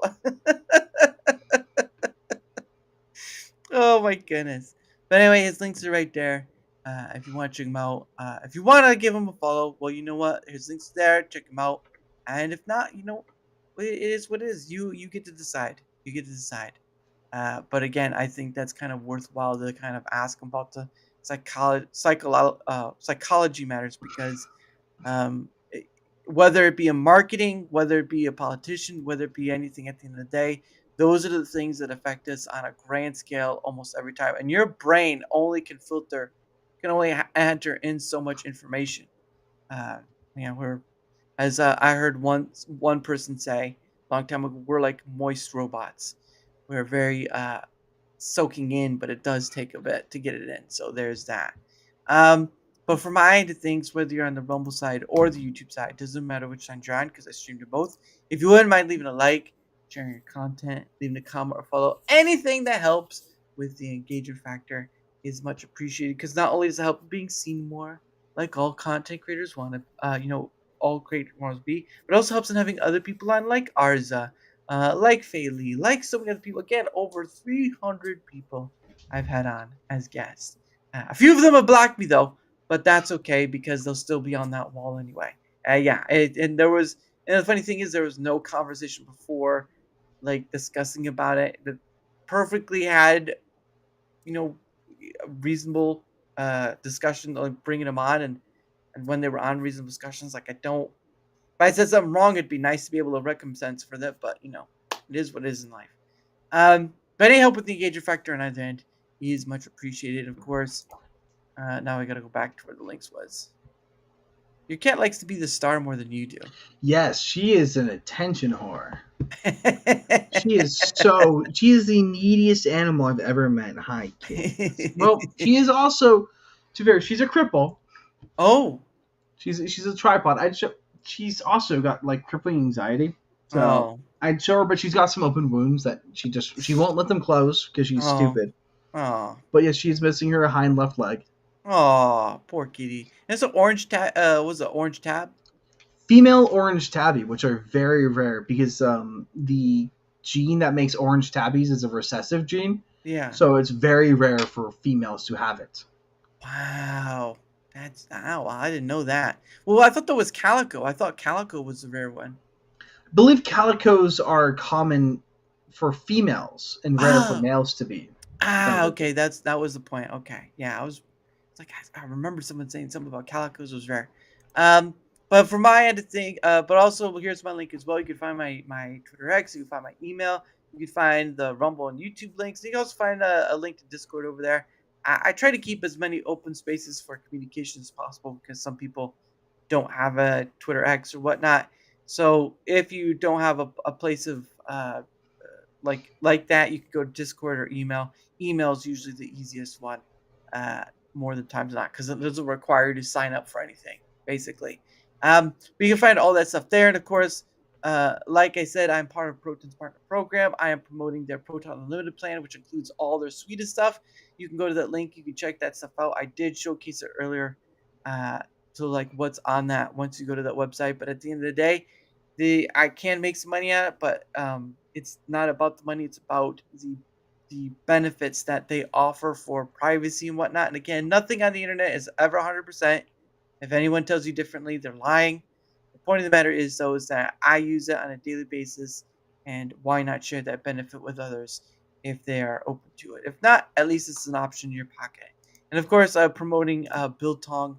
You can go to that website too. They sell a lot of different things, UK drinks, sweets, all that sort of stuff. But they also sell biltong, which is sort of like an air drying of meat. But it's like a very protein snack, very good protein snack. I've brought some. They have some spicy ones too. So if you're interested in that, you can go to the link there too. And if you do buy something from there, you can use my code DARA, DARA, and that will give you 10% off the wholesale, I believe that's how they describe it. Like, go to the shopping cart, you put the code in, and that will give you 10% off the total amount of what you're spending. So there's that. And then, what did I miss? Thank you. Crippled kitty. Yes, the cat is crippled. He did say that. Both physically and mentally, I'm pretty sure. Oh, well, there you go. Twice. A little as special crippled. needs girl. Oh, she gets catnip like once a year. I'm not that rich.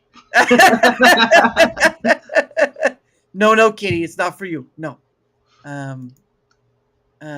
Yes, you were there, Neuro. You were there for that. But tomorrow is the 81st Pay It Forward stream at 7 p.m. Eastern. No, I don't have a guest on, but we'll still have a little conversational thing at the very end of it. But come by for that. That's where I go on the Rumble side, and I do a little love sharing on there. I give a few Rumble rants and encouraging words. I could do more with little on Rumble than I can do on YouTube. Because YouTube, you have to pay a certain amount for a certain amount of characters to be able to say something. So there's that. But then, of course, like I said before, I am off next week. So you will not see any streams from me. You will probably see shorts from me because I have plenty of shorts to post. But I'm going to be off for like the Thanksgiving week. So don't expect me to stream during that. I don't rely on this for money. And I'm grateful for the time I can take off. Because I'm taking 3 personal days and turning them to 8. Hoo-yah! So there's that. Slacker. Oh, I'm sorry. I didn't know I couldn't take a break. You jerk. I hear ya. But yeah, so tomorrow, 7 p.m. Eastern for the 81st Pay It Forward stream. Oh. And this Saturday is the 12th Rumble Squared episode. Come see me, Vapin, and a few others. Do what we do. It'll be the last one for the year. Although there will be one more question of the month for at least December, and that'll be it. There will not be a Rumble Squared next month. So come by on Saturday for that. It's where we talk on like people's issues and wish list items. They have the platform. I take that feedback and I turn it into visual data for people to see. Because Rumble's certainly not going to do it, and I don't see anyone else doing it, so might as well. But regardless, the last thing I do with my guest Arza is something I like to call questions from a hat. And so what happens is that I bought this hat from Rumble, and I've put some questions inside. So what happens is that you, my guest, get 2 freebie questions. I'm not monetizing YouTube, so YouTube, you're kind of going to be stuck over there. But if you're on Rumble, I am monetized. So what happens is that you, on the Rumble side, can pay to have another question pull hat. I know why pay to have another question pull hat, but you know what? It wouldn't be interesting if you didn't have to give a little something to get something, right? That's how it works. So you get 2 free questions, but because of a very special person in the chat giving little few Rumble Rants. You now get 4 questions. We're going to see how this is going to go. You may get surprised. You may get sad. So we're just going to leave it at that. But anyway, let me find the first question. Here we go. Here's the first question. Are you ready, good sir? Definitely. All right. First question is easy one. Would you rather be too hot or too cold? Too cold 100% of the time. You can always put on more layers. You don't have to be... If I am too hot, then what am I going to do? Strip naked, take off my skin? I'm screwed. I'm going to be sweating. I'm going to be thinking about how hot I am. I'm going to think about how uncomfortable I am. If I'm too cold, sure, my fingers are going to ache, but I'm a grown man. I can deal with my fingers being a little bit painful. Yeah. Or I can buy a pair of gloves. There You know, I can't wear my stream setup and look snazzy if it's too hot out. I wear long pants everywhere because they look good. I can't do that when it's too hot out. Too cold, 100% of the time. Are you trying to say you're going to be talking about your next modeling career anytime soon? Damn straight. I look good. Yeah.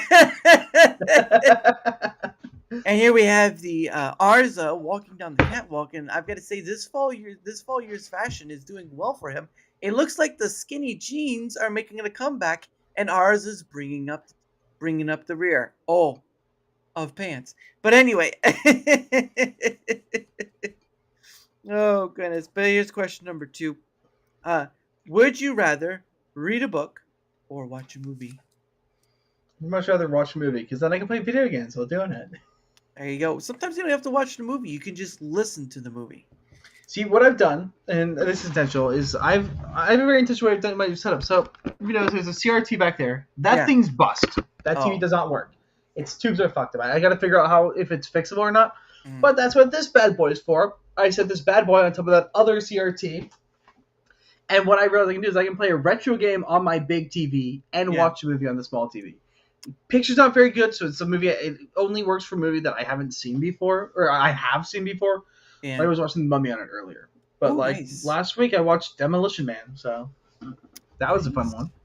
Oh yeah, Demolition Man. That's probably one of the ones where you have Sylvester Stallone and Wesley Snipes, and Wesley Snipes is just like, it was a great movie, except for the fact I'm like, we watched this and decided that's how we're gonna live life.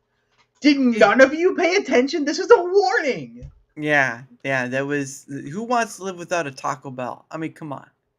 Right? Well, nope. They only had Taco Bells. Yes, but it was a fancy Taco Bell. It wasn't like the Taco Bell you have now. So they got fancy with it. And you couldn't curse. You couldn't even touch hands. I mean, come on. No, the cursing bit was my favorite running gag because they did so good with it. Yeah. Oh, no. There's effing, and then it just kept cursing alert or something like that. Cursing violation. That was hilarious. Question number 3. This may be a bit of a big one. If heaven exists, what would you like to hear God say to you at the pearly gates? I would want him to let me know that there was a library of information that I could access so I could understand some of the answers to, like, random questions I have, like unsolved mysteries and like, where did that one thing that I had that I spent 3 years looking for, where did that end up? So I just want to, like, what is that, the small answer that nobody cares about? I just want to know that. Where did my watch go? That's the real. I set it down. I look, it's gone. I was like, did someone steal it? Did I just set it somewhere else? Where'd it go? Oh my goodness. That's pretty funny though. Where is the answers? Where are they? Either that or I'd want like a scoreboard. I want to know what my tallies were. Yeah, there you go. How did I make it to heaven? Like, I need to understand the thought process here. So this one says you crapped 2 miles of poo. This one over here says you looked the wrong direction. That would not be a good scoreboard.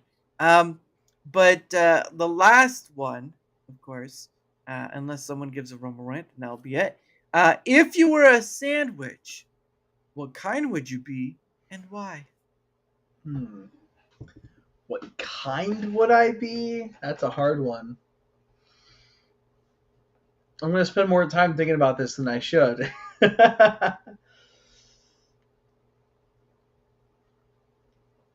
I think it'd be a turkey club on rye. Ooh. Oh, why So is I that? just like turkey clubs in general. I really like turkey clubs. Yeah. But they're complex flavors. They sometimes have some ranch on them, so you can have a little bit of that white cream for the times I'm feeling a little bit, Yeah. they're it's the turkey, and then it's also got the bacon, so it's a little bit extra. And then the rye is a little spicy, adds some texture. Yeah.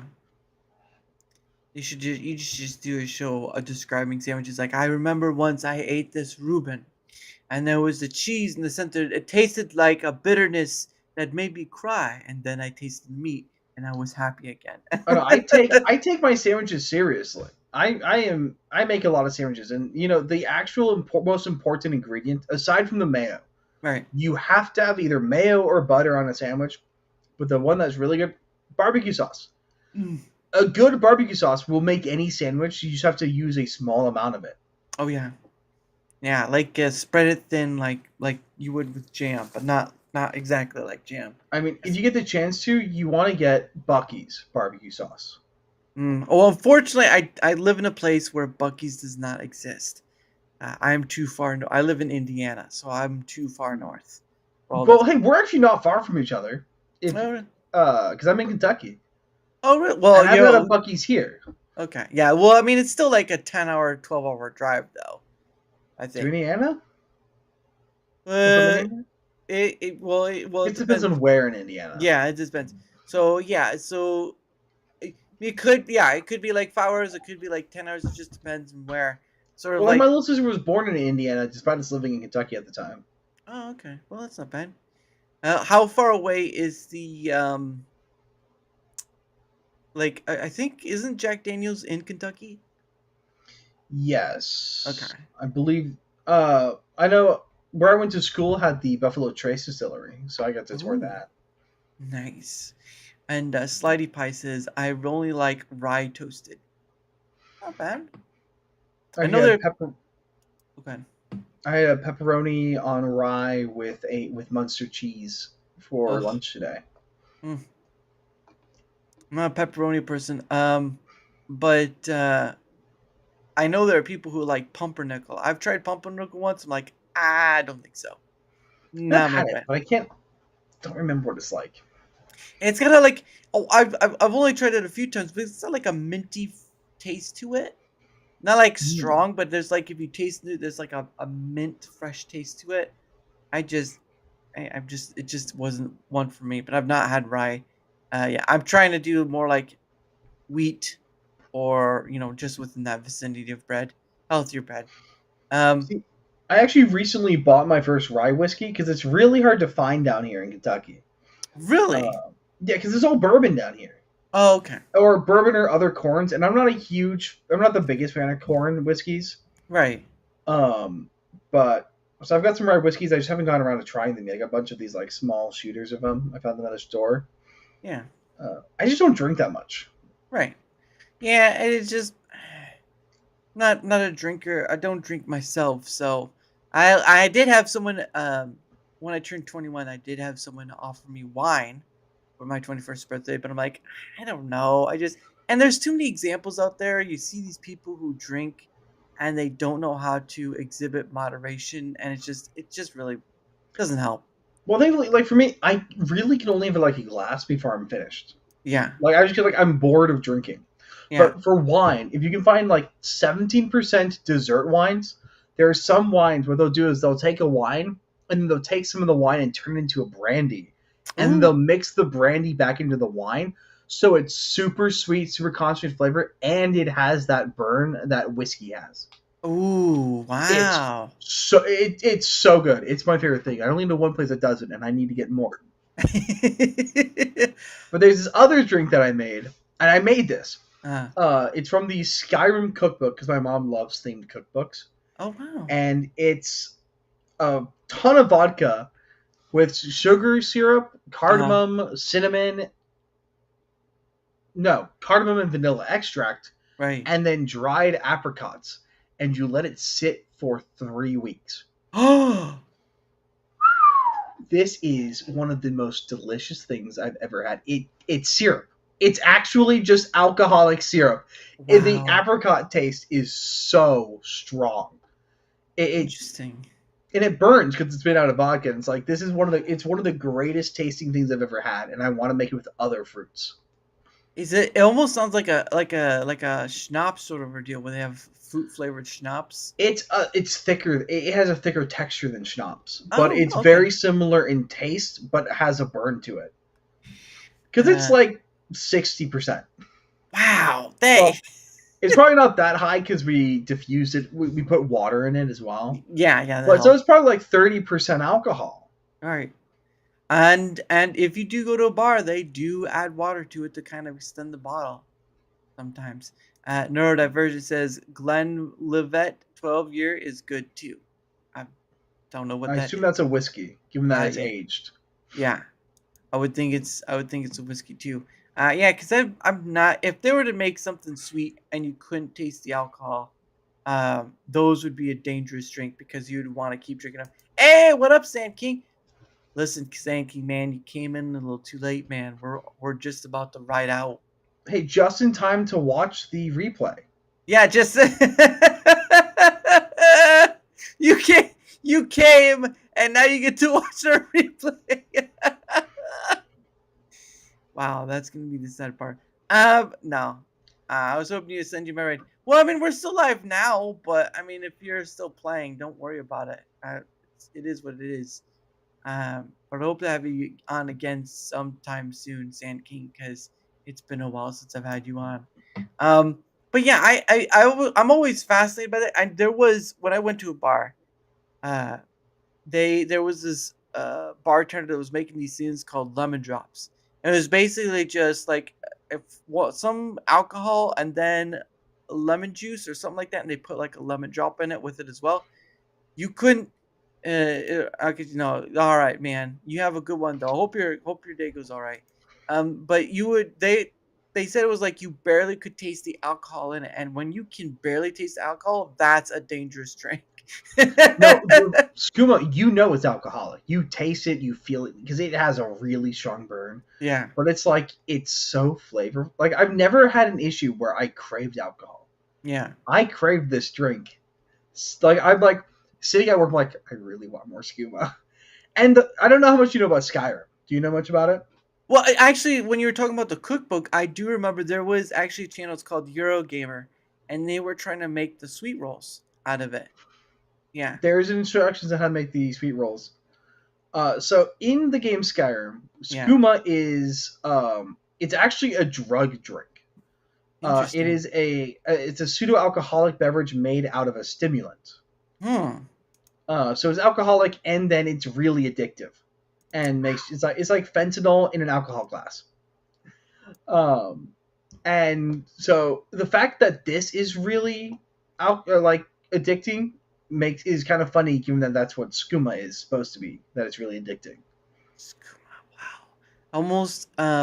It's just when you're talking like a medicine drink, it just reminds me like having the grape, the grape medicine, and you're just like, man, it's not that bad.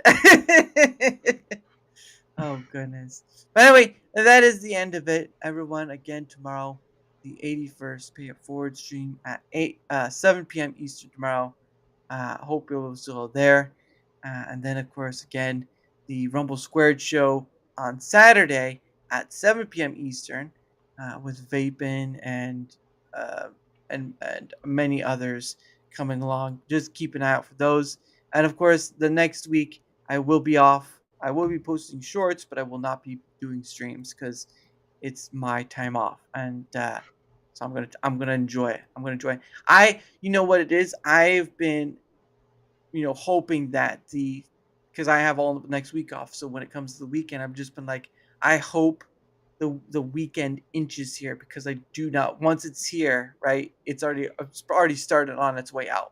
So you want it to inch its way here, even though it's kind of detriment to what you actually want. It makes sense because like I want to hold off on the actual vacation as long as possible before it gets here. because it usually is gone by the time you get started. So there's that. But anyway, I end the show. Of course, don't forget the links on both ends for both Arza and myself. Great guy. Obviously, he's got a big brain. He's got big brain.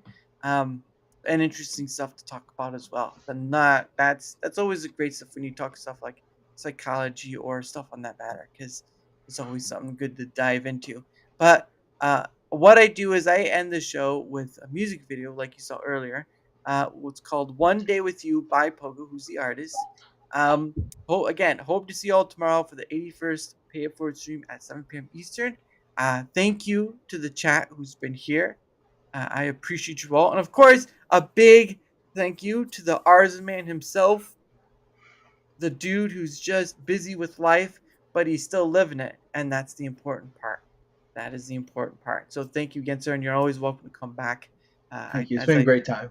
Well, I'm just glad we were able to get it to work out, because usually, like, during when it comes to holiday stuff, people are like, they don't know, because it's just a wild thing. And since Thanksgiving is next week, you never know.